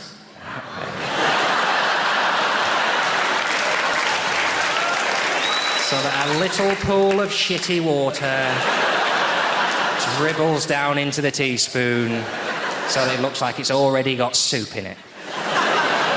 And then they'll walk over to the cutlery drawer, and all I ask, you just put the cutlery away however you like, as long as it's forks on the left, knives in the middle, spoons on the right. Teaspoons on the bottom, facing to the left, steak knives on the far left. You can't fit the steak knives in the ordinary knife rack, they're too long. It's just, they have to go in there. Lovely, sexy steak knives they are. Sexy jet black handle and a long serrated knife. They'll be putting it away, and they'll put some away, right? They go, oh yeah, they go in there, don't they? And then they just think, oh, bored of this. Doing it right. I'm going to put this one in the knife rack. And then I'm going to take the paring knife, and I'm going to put the paring knife in there as if they look anything alike. Fat, horrible grey handle on the paring knife. No serration on the blade. Little fat, stubby blade. And I think, how have you done that? But the only consolation I get is it's okay, because that's the one I'm going to kill them with.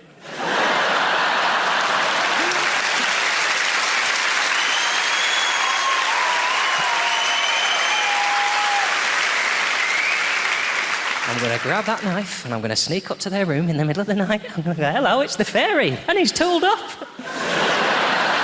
I'm going to stab you now with this steak knife. You know, that's actually a paring knife. So you do know the difference!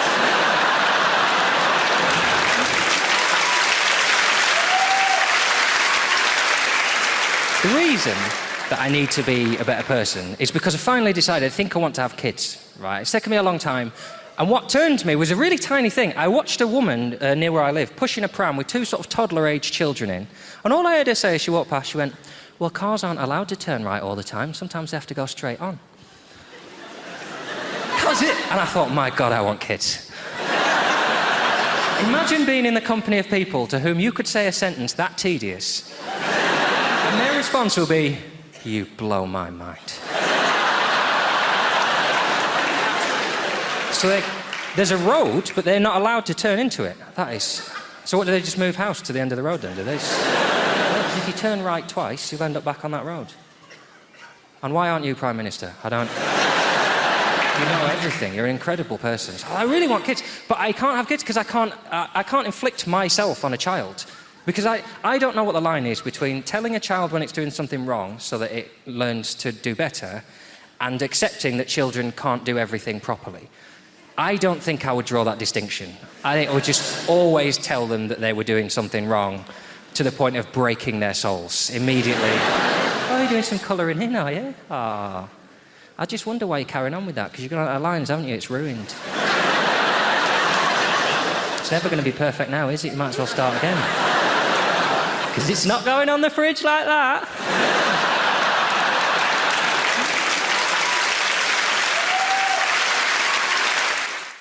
Tommy, did I get unlucky?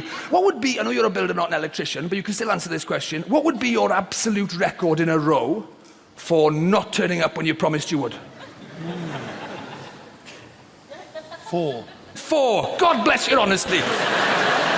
Because my electrician, did I get unlucky? Because 14 times he didn't turn up when he promised he would, right? 14 times, incidentally, where I sat on my ass watching shit daytime television. No offence, Tommy, right? But... I sat on my ass twiddling my thumbs watching shit daytime. Presumably he did exactly the same thing round at his house. But then he finally came, right? And this is... Have you ever seen anything this incompetent, right? Because I'm 43, and I've sort of... I've travelled the world, I've seen a thing or two, but I have never seen anything this shit.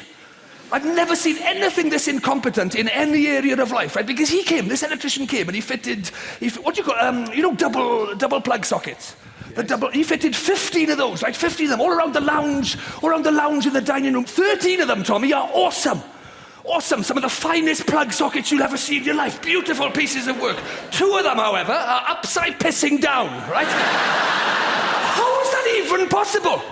How have you ever seen... I've never seen an upside down plug set. Literally, the switches at the top, you push it in.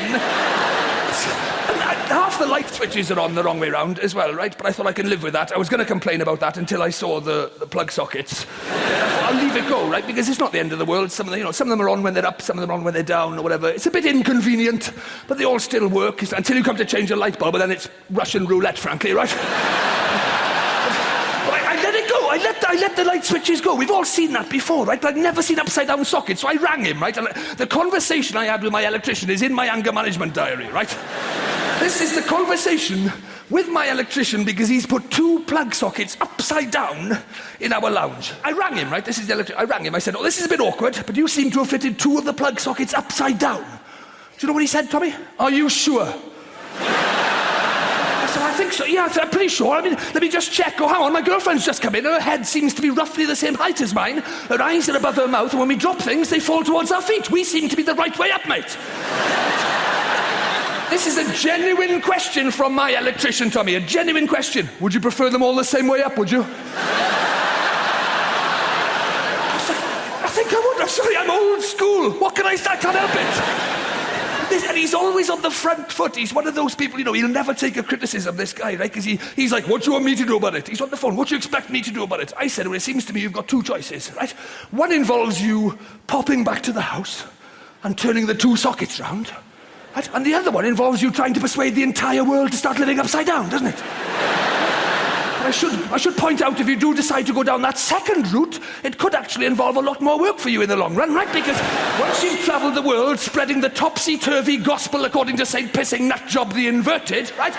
You'll have to bounce back here on your head and redo the 13 sockets you put on the right way down in the first place. I wanted to tell you this because, as I'm saying, I am dating a lot of older guys, but I also realize, as much as I say that I am 40, I know I don't look 40, right? So I get a lot of guys who are talking to me who are like 27, 28, and I can't get over the fact that, like, when I was 18, you were 6. Like, I can't do that. It's so weird, right? But he's talking, he's like stepping up to me, and I'm like, I don't even get how this works. Like, if we hook up, do I have to drop you off at school tomorrow? Like, how does this work, right? So I'll get talked to by guys who are like younger, and I think that a lot of you don't realize how much some of us women mean business, okay? So here's what I need you to do. Like, men in your 20s, if you are ever in a position of talking to a woman who appears to be at least 30 years old, okay, and you are not available, all right, you got a wife, a partner, a girlfriend, a fiance, whatever it is you have, you are not available, you need to let us know, all right? In the first 5 minutes, you gotta bring that bitch up, all right? Just be like, my wife has a face as well. Like, whatever it is, just find a reason to bring her up, because yes, you will see the light of hope die in our eyes, but at least we'll know these are not the droids you're looking for, and we can move on, okay? Because we are not looking for friends, we're looking for partners. We are like sharks, we are on the move, all right? I was at a cast party for a show I was not in about a month ago, right? Because, like, basically, my friend had done this show, and she invited me to the party, and I was like, great, because I don't know any of these guys, but they're all coming down off of the high of finishing what they've done, and they're all gonna be depressed, and I'm gonna catch some sad dicks in my basket, yeah. I'm gonna get all these sad, crying dicks, yes, right?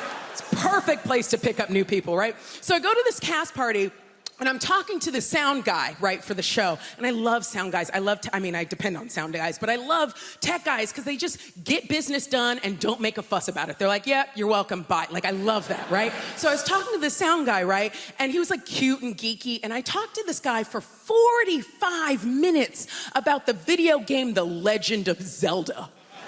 Yeah, I held my own in that nerd-ass conversation for 45 minutes. I stumbled all the way down memory lane with this guy. And I was pretty proud of myself. 45 minutes of this talk. And I'm like, you know what? I think we're vibing. Like, I'm gonna get his number. He's so cute. He's so funny. 45 minutes into this conversation, this guy goes, yeah, my wife always loved that game.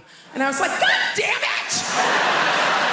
Your wife? Your wife? I have ovulated in the middle of this conversation. Your wife owes me an egg. Go run and tell that bitch that. She owes me an egg. Right? She'll be mad at your ass too when she comes. She's like, why did you tell her that? Now I gotta give this bitch an egg. I sort of feel like if you've got enough money, you can sort of just pay somebody to diagnose away your shit personality. And I consider that money well spent, by the way. I would recommend it to you. Prick. No. I actually have bipolar disorder. That's why I've ruined your birthday. Poor me, actually. Now I always thought there was a system Like, adult ADHD has changed everything for me. I didn't realize that was a thing. I thought it was a childhood thing, but now there's adult ADHD, which has confused the whole process for me. I thought the process was that if you had a child who was shit, you would say that they had ADHD. And if that child who is shit grows up to be a shit adult, you would say that they had bipolar disorder.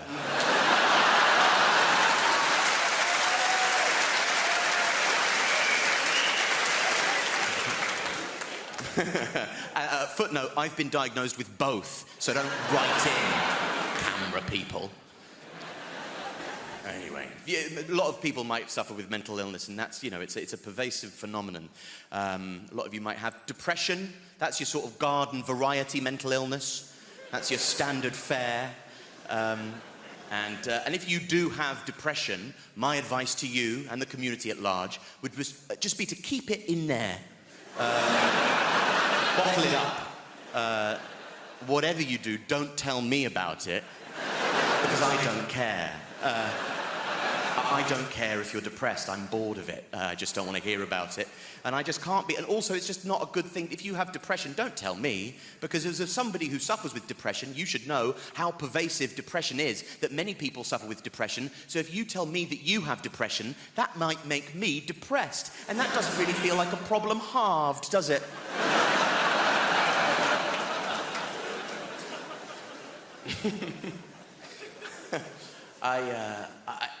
It doesn't. It's like, it's not, just don't tell me about it, you know? Depression is an economy based on resource scarcity. And what we've done now is we've flooded the market with depression, and it's lost all of its value, and I don't care if you're depressed. Depression is currently in its Weimar Republic era of hyperinflation.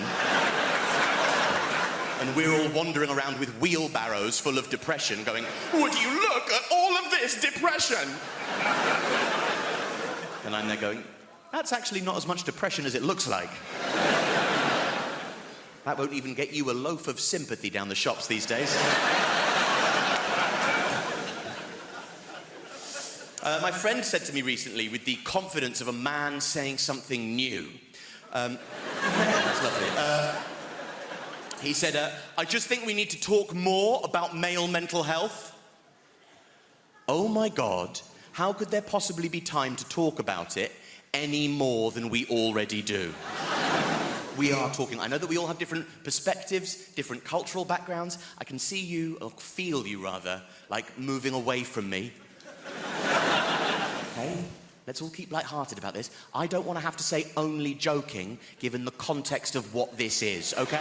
I don't have a kid. I have a wife. That's a start, I suppose. I'm a very happily married man. I'm a man in love, actually. How many men here in love? A few of you. By the way, those of you who are here, any men who are here with women and you didn't react when I asked if you were in love, you have a very frosty journey home ahead of you. That's all I can tell you. That was a good show tonight, wasn't it? Did you not enjoy it? Well, I enjoyed it, but I was listening. You didn't seem to be listening. I was laughing. Well, the Irish guy asked you a direct question. Love is a funny thing. Being in love and falling in love are obviously two quite different things, aren't they? They both have their own merits. They both have their pros and their cons. Falling in love, for instance, is very exciting. I'll give you that. You never know what's going to happen next. Every time you see her, your heart beats faster. You touch her, you tingle, you can't get her out of your head. Falling in love, very exciting. And being in love is fine. So they both have their own merits, that's what I'm trying to say there. You try and do things to keep the romance going, and if you're a bloke, that's your job. And if you're a woman, your job is to tell us if we're doing our job correctly. We try and do things to keep the romance going, but every now and again, ladies, you might do things that'll suck the romance back out again. Like ask us questions. Stop doing that. I don't mean questions like, where you been till now, who are you texting, what are you doing on the net at this hour? They're fair enough. I mean questions like, what are you thinking? Piss off with that question. What are you thinking? What is your obsession with what we're thinking? Can that be the one thing that remains exclusively mine? We share everything. The house, the bills, the friends. Can the content... No, I want that too. Come on. Why can't you women show us men the same courtesy and consideration we show you and not give a shit about what we're thinking? Why can't you do that?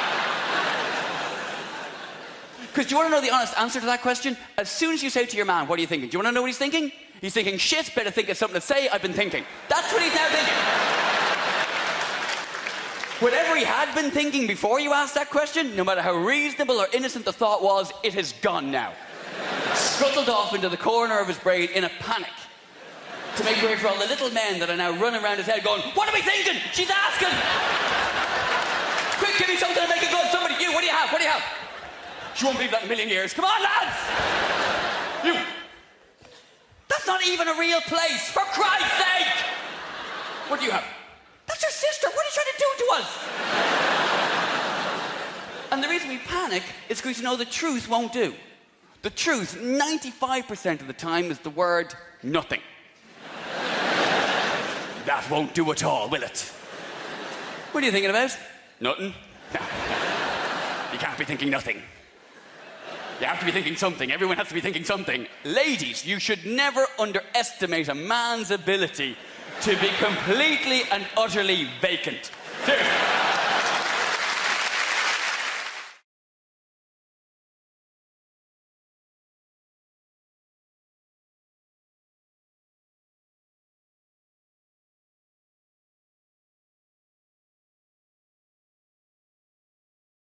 You do a thing in the UK called pre-drinks.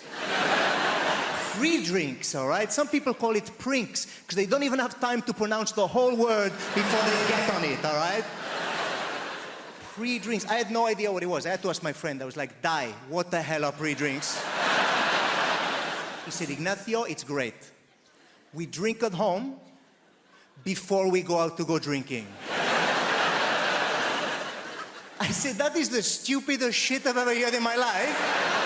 I said, why would you do this? He said, you know, just to warm up to get ready to go drinking. I said, that doesn't make any sense, all right? You don't do it for anything else, do you? You don't go, we're going to go to the cinema, pop a fucking DVD in before we go to the cinema. Makes sense. Just fire up the old Netflix and do shots of popcorn. Is it made before we go down to the cinema? Craziness. Everything revolves around booze, okay? People in this country start drinking around about 13, 14 years of age. Does that feel about right? 13, 14. Some of you, depending on where you're from, younger, some of you older, all right? I get that. But I came over, I visited as a teenager, and I found out the way it works, all right? I was trying to fit in, and they were like, right, what we're gonna do, we're gonna go down drinking in the park, all right? We're gonna go drinking in the park as teenagers, all right? I was like, right, they go, right, we're gonna steal booze from our parents, and we're gonna go down the park, all right? I was like, okay, no problem. So I showed up to the park, all right, feeling like Jason Bourne or something in my backpack, and I think, pull out the stuff, all right, what's in there? They were like, what the hell is Rioja?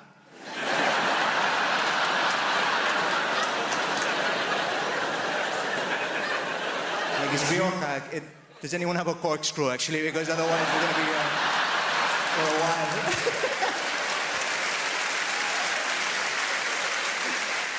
The thing is, like, kids do that, and if they can't steal the booze from their parents, what they do is they'll stand by an off-license, all right? And they will wait for somebody to walk past who looks just dodgy enough, but not too dodgy, so they can offer them money and go, hey, can you go in the shop for me and pick me up some beer, some vodka, whatever, we can go down drink in the park, and that person will go get the cash, and then you go there, you get shit-faced as teenagers, it bonds you, okay? It brings you together. At least that was my experience, okay, back in the day. But times have changed, all right? I went to back where my mother's from, okay? My mother's from a little town in Wales called Pontardawe, all right? Don't know if anyone's heard of it. Tiny little town, Pontardawe. Pontardawe is a Welsh word, all right? Pont means bridge, and Dawe means over a shithole, okay? It's not a delightful place to move to from Mallorca, is what I'm trying to say. Right? My mother hates that joke. She's like, Ignacio, please stop saying that. They've taken all of the trolleys out of the canal, all right? Can we... But I was visiting and I was walking to see my mother and I passed an off license, okay? And there's this kid stood by the off license as I'm passing, all right? And he clocks me and I've got my guitar on my shoulder, so he's thinking, this guy's got no prospects. So he comes over to me with his cash, all right? And he was like, hey, could you maybe go in the shop? I'm like, I know where this is going. He goes, can you pop in the shop? I'm like, right. He goes, if I give you this money? I'm like, yep. And he goes, and get me some. I was like, I know where we're going. He goes, vape.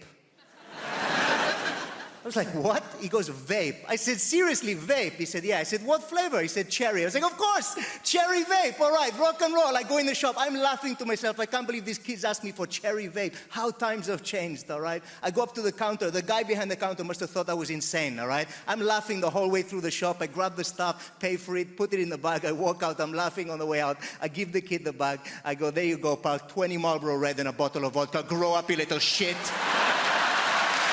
What is this? Vape nonsense.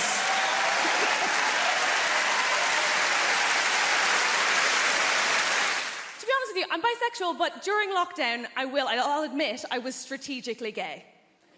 I think that was the only way to go. When dating became such that you had to meet strangers in parks, and also you had to believe the other person when they said they washed their hands. I'm not doing that with men. I also think that ultimately, if you are bi, I don't really know why anybody would be choosing men. Yeah, no offense, it's just that we smell better and you're violent. So...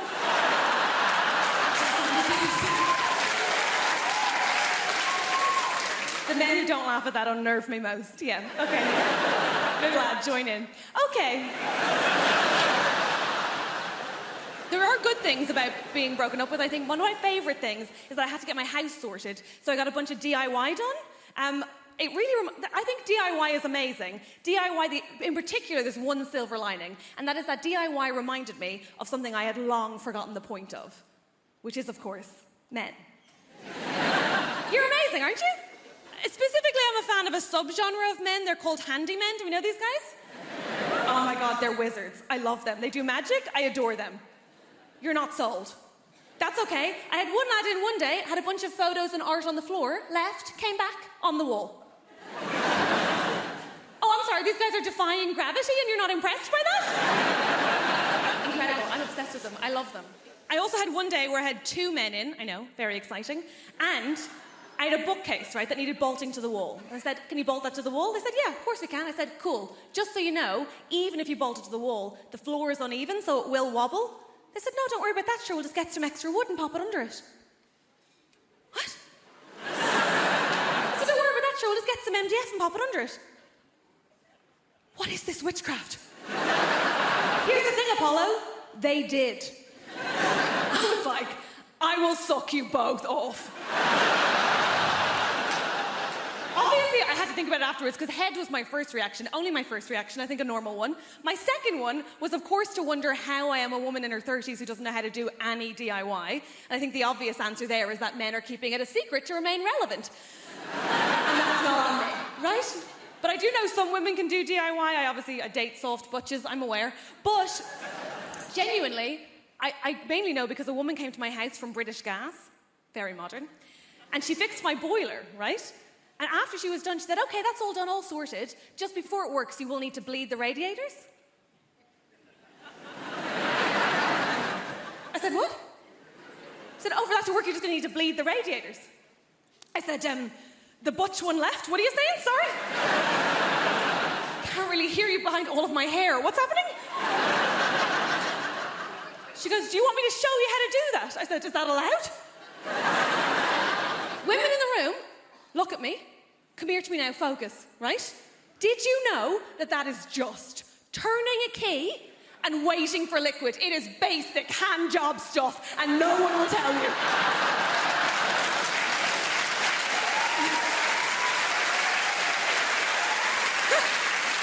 Here's the thing. Every man in my life has acted like that as a state secret, right? This man's furious, I'm telling you. You now have all the information you need. You're free, run. My dad bleeds a radiator in such a way that I thought he used his own dick. I thought there was actual blood involved. He'll go off with a bunch of tissues being like, I will do it, do not look, I will do it. Anyway, she fixed my boiler, so I was like, I will eat you out. They all said no, I had to pay both times. It's hard out there.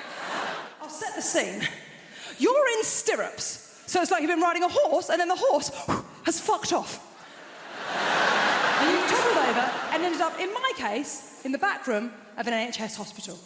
Then what has happened, every time I've been for a smear, and I don't know, something they're rolling out just for me, but every time I've been for a smear, what seems to happen is a doctor will come over and they'll go, "Hi, Miss Ruffle, thanks so much for coming in. It's really important you keep up to date with your smear test. Now listen, if this is a problem, you can absolutely say no. You can totally say no. It's not a big deal. But would it be all right?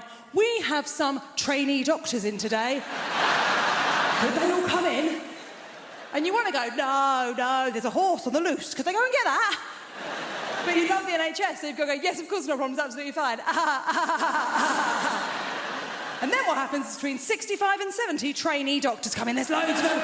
It's like a walking tour's got lost. It's not good. I also need to let you know something. People in the room that haven't been to a smear, I need to let you know something. When you're having your smear, you feel a little bit silly. You feel a little bit silly, and I'll tell you for why. T-shirt, nothing. Little pair of socks. A little bit silly. You feel a little bit like Winnie the Pooh.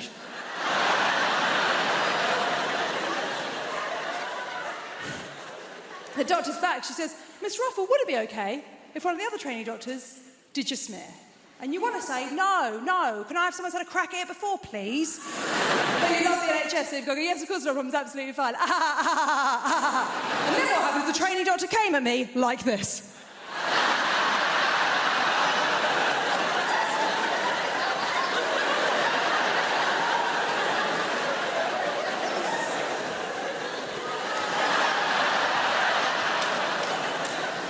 The doctor's back. She says, "Miss Ruffle, would it be okay if one of the other trainee doctors did your paperwork?"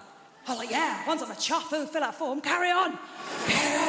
So she goes, "You're Susie Ruffle." I'm like, "Yeah, that's me." She goes, "Okay, first question, what are you using as contraception?" I'm like, "Undercut on the Doc Martens not enough? What more do you need?" I said, "I'm not using contraception." She went, "Oh, well, if you're sexually active, you do need to be using contraception." And I was like, "Oh, no, I don't. She went, "No, you do. Because even if you're using the old-fashioned technique or, the Catholic technique," nothing about what I am doing is Catholic.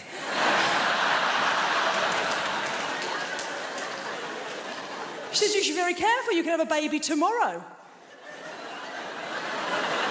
I think it'll take 9 months.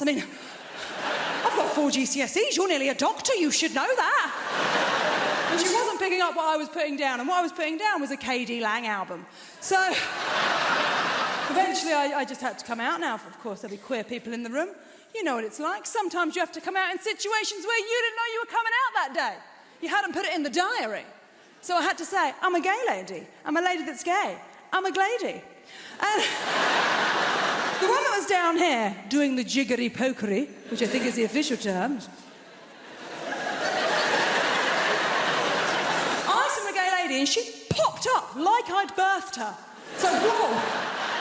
She is a lot older than I thought she'd be, but we are very proud she's a doctor.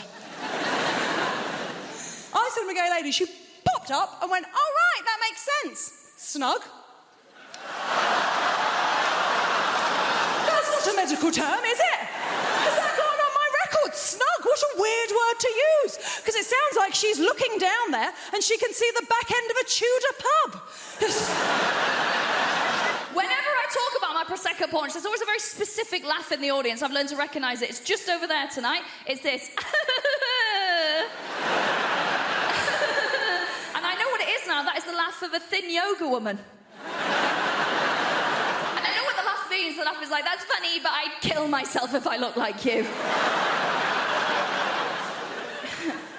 But I promise you, there's advantages to having a Prosecco punch. Make some noise if you got one. 2 female will laugh for the bodies in the room. Don't be shy, lads. I can see you. It's quite well lit. Let's try that again. We're all being honest about ourselves. Give us a cheer if you got a Prosecco punch. Boys. The thing is, if you have a Prosecco punch, there are advantages to it, right? 2 main ones I can think of. Number 1, I don't want to be crude, but I can take some hammer.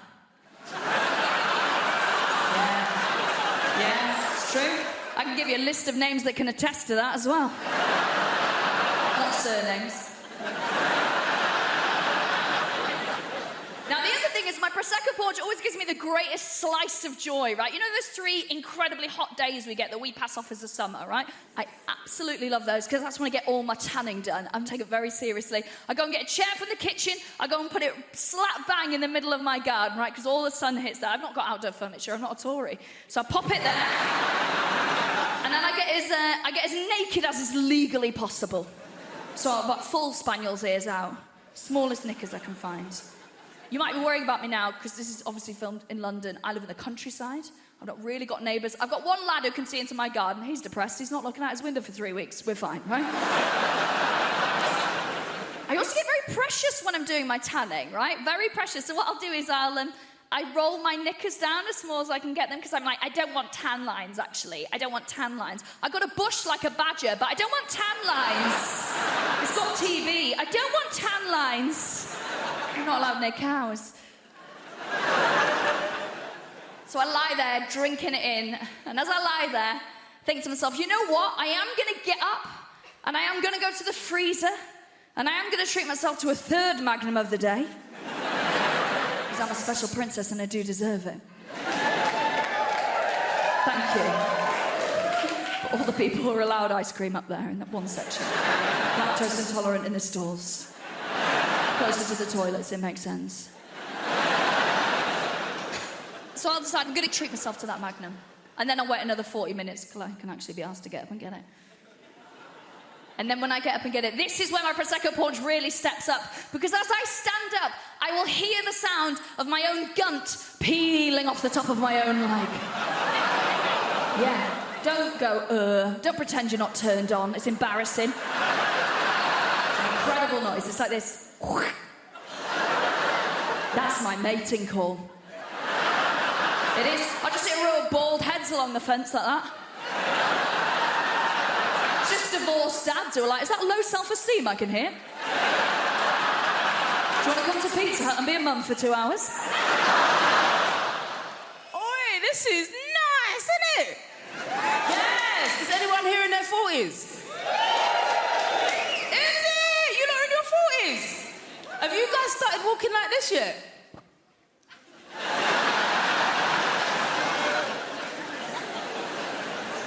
It happens like clockwork, you know?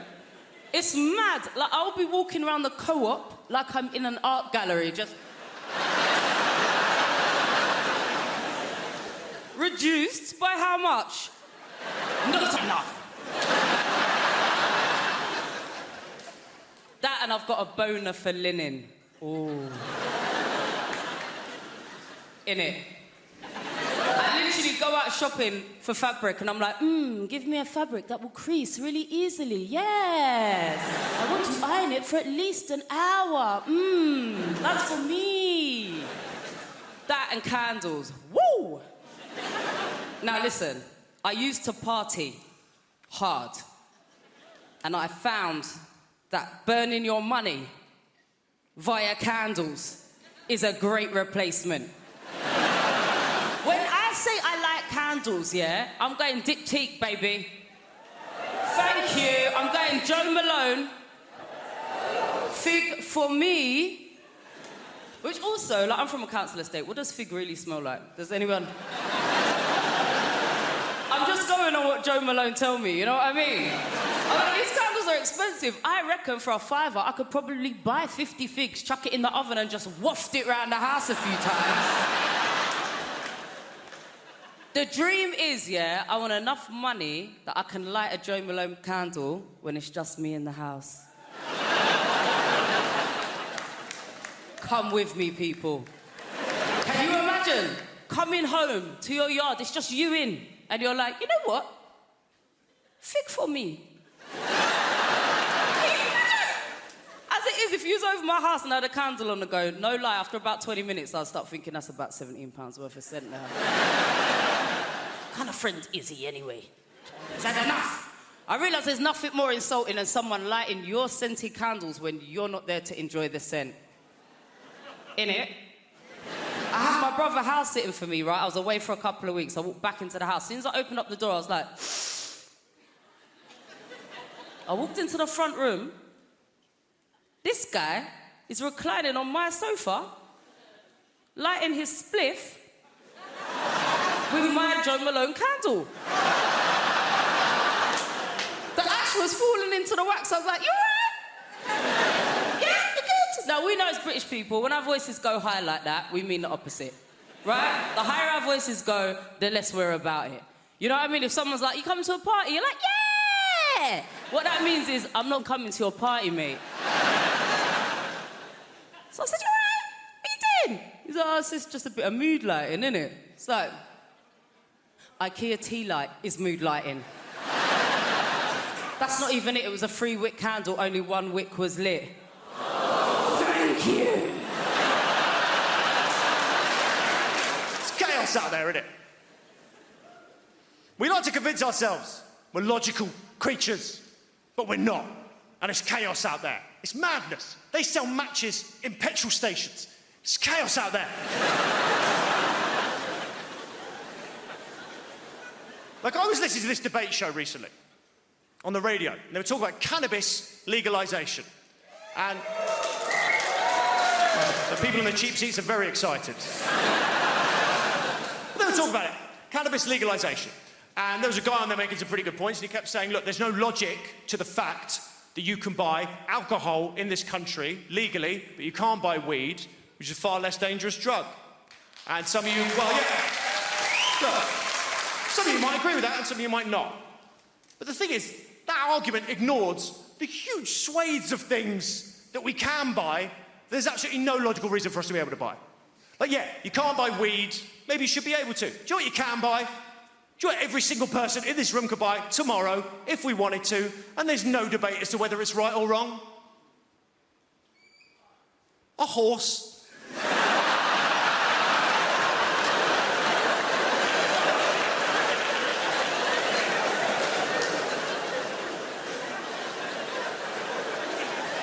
You've taken that very well as an audience. You know what a horse is, right, mate? You know what a horse is? Massive furry van with no respect for human life. You know what a horse is? Stand behind it, kicks you in the head, you're just dead, you can just buy one. Does anyone else find that weird? Anyone can buy a horse? Anyone can buy a horse. Anyone. I live in a 3rd-storey flat in South London. I can buy a horse, ride it down the high street, take it up the stairs. I've broken no laws. It's harder to buy scissors. Maybe you don't believe me. I get that, maybe you don't. Frankly, I didn't believe me. I wrote this routine. I was like, come on, Sean. Come on, you can't just buy a horse. You've got to need land or permits or something like that. So I went on Google. Not only can you genuinely just buy a horse, right? I am not making this up. Do you know how much it costs? £40. For a horse. Do you know what a horse is?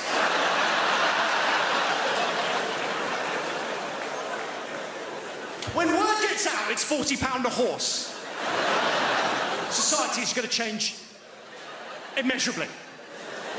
I mean, for a start, Uber are finished. It's over. It's done. Honestly. You think Friday nights are rough as it is? You wait until every stag do in the country's got a steed dressed as a minion, all right? In many ways, might be the best thing that ever happened to us. I do think that. Think of all the problems it could solve if we went back to horseback. Think of it. Biggest problem at the moment, cost of living crisis. Petrol's through the roof. How am I going to get around? I can't afford my car tax. £40 horse, 1 payment, easy, done. £40, you can go where you want. You might be thinking, well, sure, you need to clothe a horse, you need to feed a horse. Here's the thing with a £40 horse. No, you fucking don't.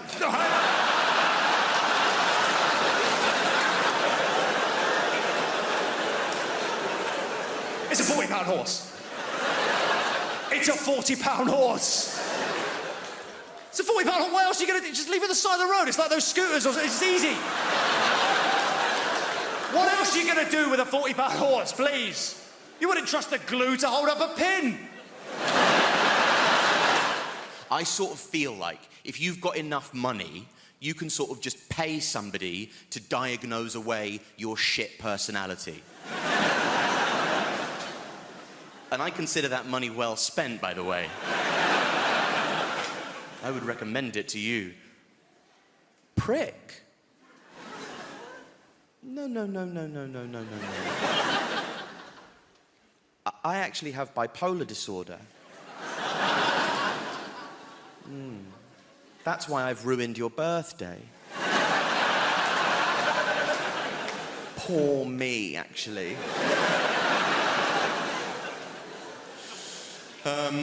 Now I always thought there was a system.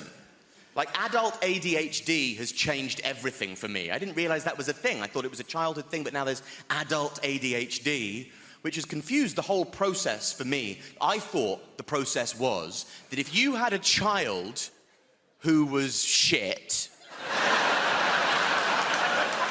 you would say that they had ADHD. And if that child who is shit grows up to be a shit adult, you would say that they had bipolar disorder.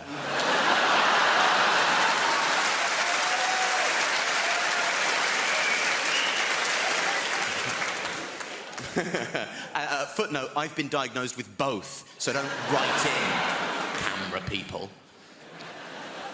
Anyway, a lot of people might suffer with mental illness, and that's, it's a pervasive phenomenon. A lot of you might have depression. That's your sort of garden variety mental illness. That's your standard fare. And if you do have depression, my advice to you and the community at large would just be to keep it in there. Bottle it up. Whatever you do, don't tell me about it, because I don't care. I don't care if you're depressed. I'm bored of it. I just don't want to hear about it. And I just can't be. And also, it's just not a good thing. If you have depression, don't tell me. Because as somebody who suffers with depression, you should know how pervasive depression is, that many people suffer with depression. So if you tell me that you have depression, that might make me depressed. And that doesn't really feel like a problem halved, does it?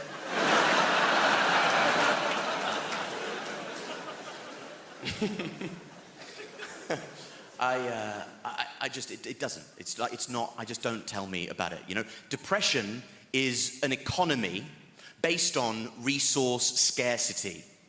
And what we've done now is we've flooded the market with depression, and it's lost all of its value, and I don't care if you're depressed. Depression is currently in its Weimar Republic era of hyperinflation. And we're all wandering around with wheelbarrows full of depression going, would you look at all of this depression? And I'm there going, that's actually not as much depression as it looks like. That won't even get you a loaf of sympathy down the shops these days. My friend said to me recently, with the confidence of a man saying something new, that's lovely. He said, I just think we need to talk more about male mental health. Oh my God, how could there possibly be time to talk about it any more than we already do? We are talking. I know that we all have different perspectives, different cultural backgrounds. I can see you, or feel you rather, like moving away from me.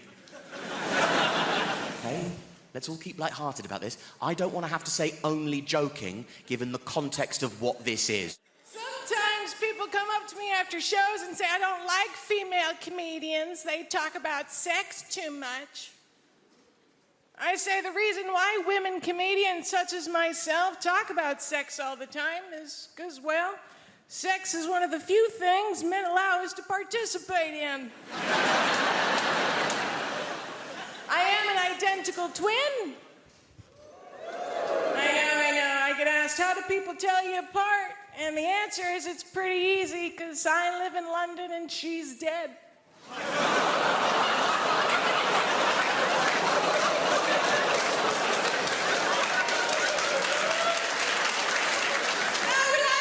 it's fine. She died at birth. Which I'm absolutely okay with, because that means I'll always be the pretty one. You'll be relieved to know that being American is not my only disability. I also have a very mild form of cerebral palsy. It's not a big deal. In Japanese, it's called no seishou ni mahi. Sounds very exotic. In French, it's called infirmité motrice cérébrale. It sounds much more expensive. I was gonna learn how to say it in Russian, but Putin's not my president anymore, so. All it really means is I can't use the muscles on the right side of my body very well, even my face to a certain extent. God help the man hoping for a return on a left cheek kiss, because I will bite your face off.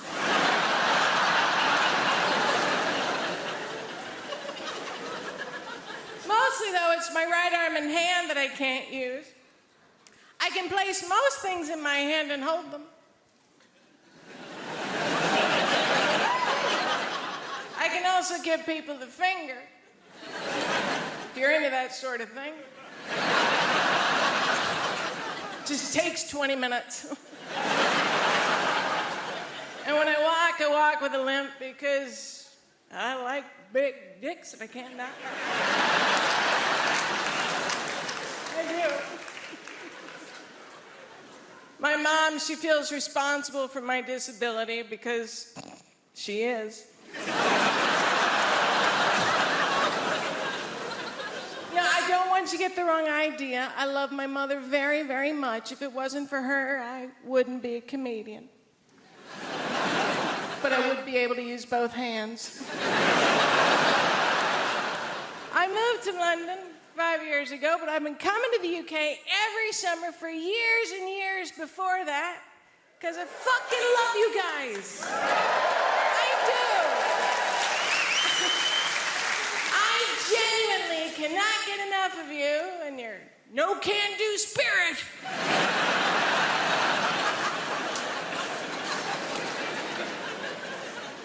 Also, as a disabled person that can't drive, I've figured out that countries with obvious alcohol problems have pretty decent public transportation.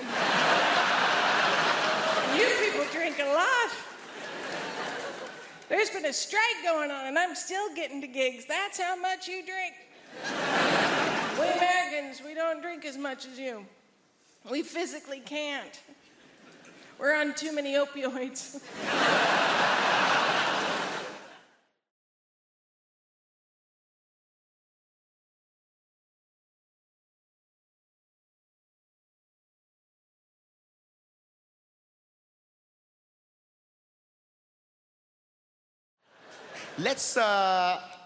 Let's lighten the mood a little bit. Let's talk about terrorism. Terrorism... Listen, one of my main issues with terrorism is simple, all right? It's got people that have known me my entire life doubting my credibility, all right? It's mad thing. And I want to let you know, all right? You guys are a little bit worried at the moment. I'll make it explicit for you. I am not a member of ISIS, all right? I'm not, okay? I have nothing to do with those people. I don't follow their ideology. That's because I've got 6 months left on my Al-Qaeda membership. I'm a lot... Where did they go? My gosh, I'm going to get some water, all right? Flip me, it was a bad choice wearing this heavy-ass jacket, you know what I mean? And you know what, actually? Ooh, it's squirting all over the place. I tell you what is the biggest threat to Muslims on the face of the planet today, all right? Dehydration. We cannot carry around clear liquids in a bottle anywhere, all right? Exactly. Dying up here on this stage, dying in airplanes, stressing me out. But the thing about, listen, hey, can I pop this here? Bruv, can you have that? Thank you, my G. One of the worst things about terrorism is how it's got people doubting my credibility. People I've known my whole life, all right? I want to give you an example. I've got a neighbor, okay? She's called Maud. She's known me for 27 years. And because of the media narrative, the way that the media portrays Muslims, minorities, Black Lives Matter, the world is very divisive. Who in this room just wants to live and get along? Make some noise. Exactly, we all want to, all right? But the media has got people doubting me, all right? So I've had my neighbor 27 years. We've got it's a nice, simple thing. It's a neighborly thing to do, all right? A regular Friday wheelie bin ritual. We grab the wheelie bin, drag it down to the end of the driveway, have a quick natter, go back in. It's what neighbors do, innit? It's what neighbors do, all right? This particular Friday, Maud is like clockwork, but she was late. And I'm thinking, rah, is Maud okay? I hope she's all right. Usually she's like, the bin was stinking of shit, but I thought, you know what, I'm going to stay here. I'm going to be a good neighbor and have this conversation. Boom. 3 minutes later, boom! She kicks open the door. She's stressed. She's flustered. I said, Maud, is everything okay? She says, now, good. Everything is far from all right. Have you seen the news? I'm like, listen, Maud, a lot of my cousins are on there. I don't watch that shit. You know that. Bring back a lot of bad memories for me, Maud. She says, Guz, it's the ISIS. I-Z-I. She's from Birmingham, that's how she spells it. It's the ISIS. They've been doing terrible bloody terrorisms again, them lot. I was like, yo, Maud, listen, that's bad. I don't agree with those people, and, you know, I hope they're brought to justice. She says, you say that, Guzzy, yeah? But you got to tell me something, babes. You're nothing like them, are you? I said, what? Maud, you know me, 27 years, baby. I'm nothing like them. Stop buying into the media narrative. Stop buying into the news. I'm me, Guz, your neighbour. She says, I know you say that. It's just that from very specific angles. This is a very Bin Laden look you've got going on there. I said, hey, I don't even look like that guy. It's very racist. She says, Guz, I know, I'm just being silly. But you just do me one more favour though, babes, okay? It's just more for my rod, really, yeah? If you hear anything about it before the news does, just let me know.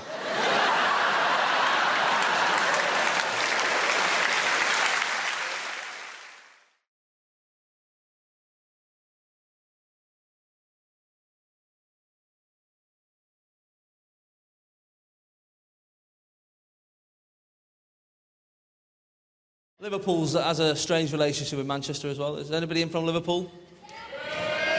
All right, thought we might have priced you out. Not to worry. I love Liverpool. It's a beautiful city. And I remember when I first went over there, I support Manchester City, right? That's my football team. And I remember going over there in my Manchester City shirt, and I stopped this bloke at the train station. I said, listen, mate, I'm a bit lost. I'm trying to find the docks. Can you help us out? And he turned around and he went... which is a word in Liverpool, right? Honestly, right? It means you're not welcome, right? You pick it up quick enough, right? Eventually he got to some sound, he went, hey! Because they're naturally witty, they're born with that, right? He said, what are you doing over there in Liverpool?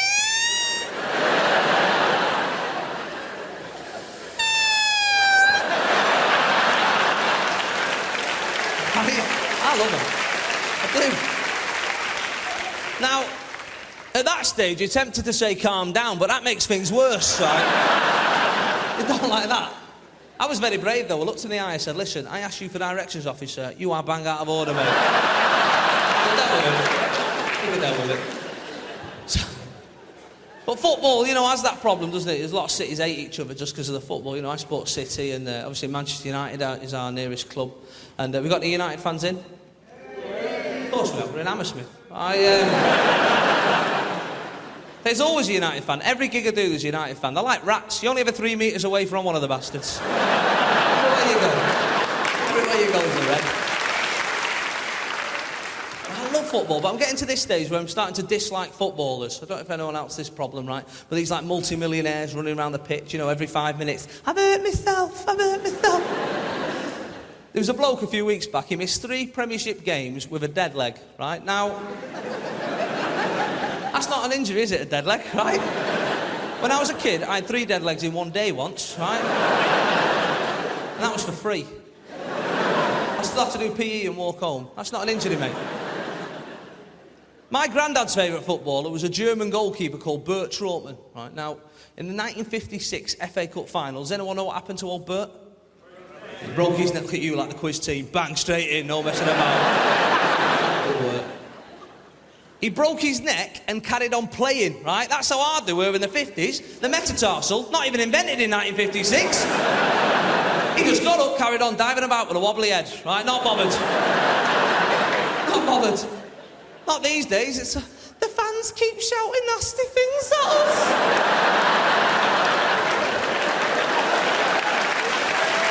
Me up. It's right, isn't it? And I'm there in the crowd watching, thinking, do you know what? You're on 60 grand a week. If I think you're a knobhead, I'll tell you, right?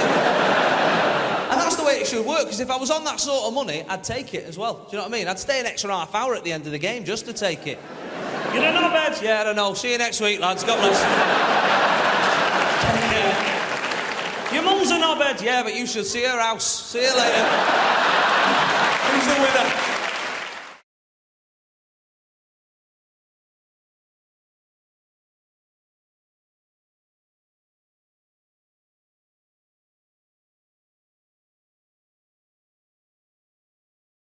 Don't you think it's crazy that... Do you understand the technology for us to hear the pilot? I am actually utilizing it right now. This is the technology for us to hear the pilot. I don't know why we cannot hear... There's no other context where it's acceptable for us not to hear a person. Why are you muffling? If you were looking for an au pair for your kids and a person came over to your house and said, hey man, what's your experience with kids? And then they looked at you and went, ta-da.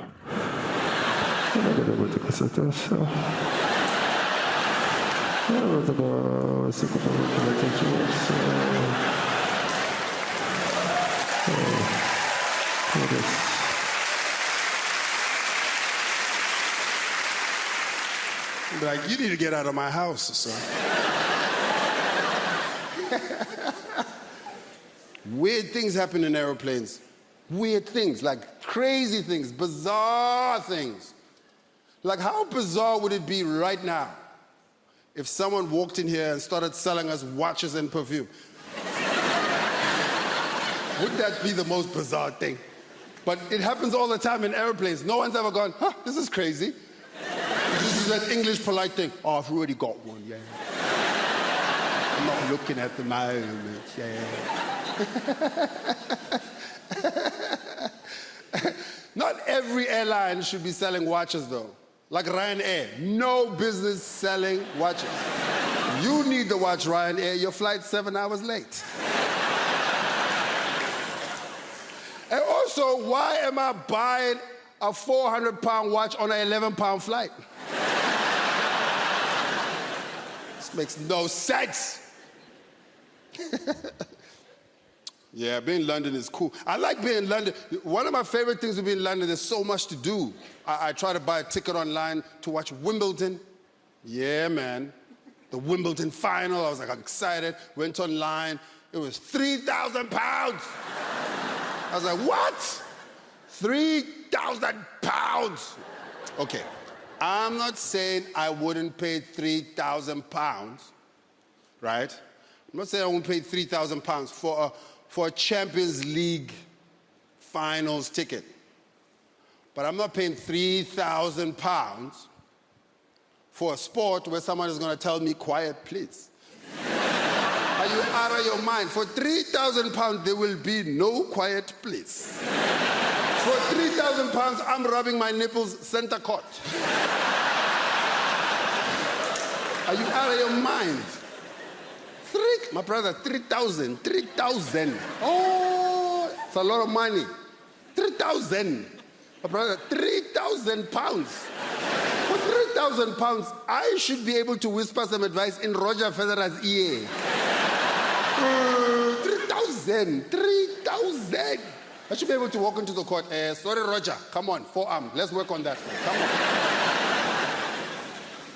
Come on. My brother, around 3,000. For 3,000, I should be able to punch a ball boy in the face. For 3,000. Could be walking across, picking up a ball up. Uppercut him in the nose. He'll be so confused. What was that for? I'm like, no, it's part of the package. If you look carefully, I can kick you in the balls.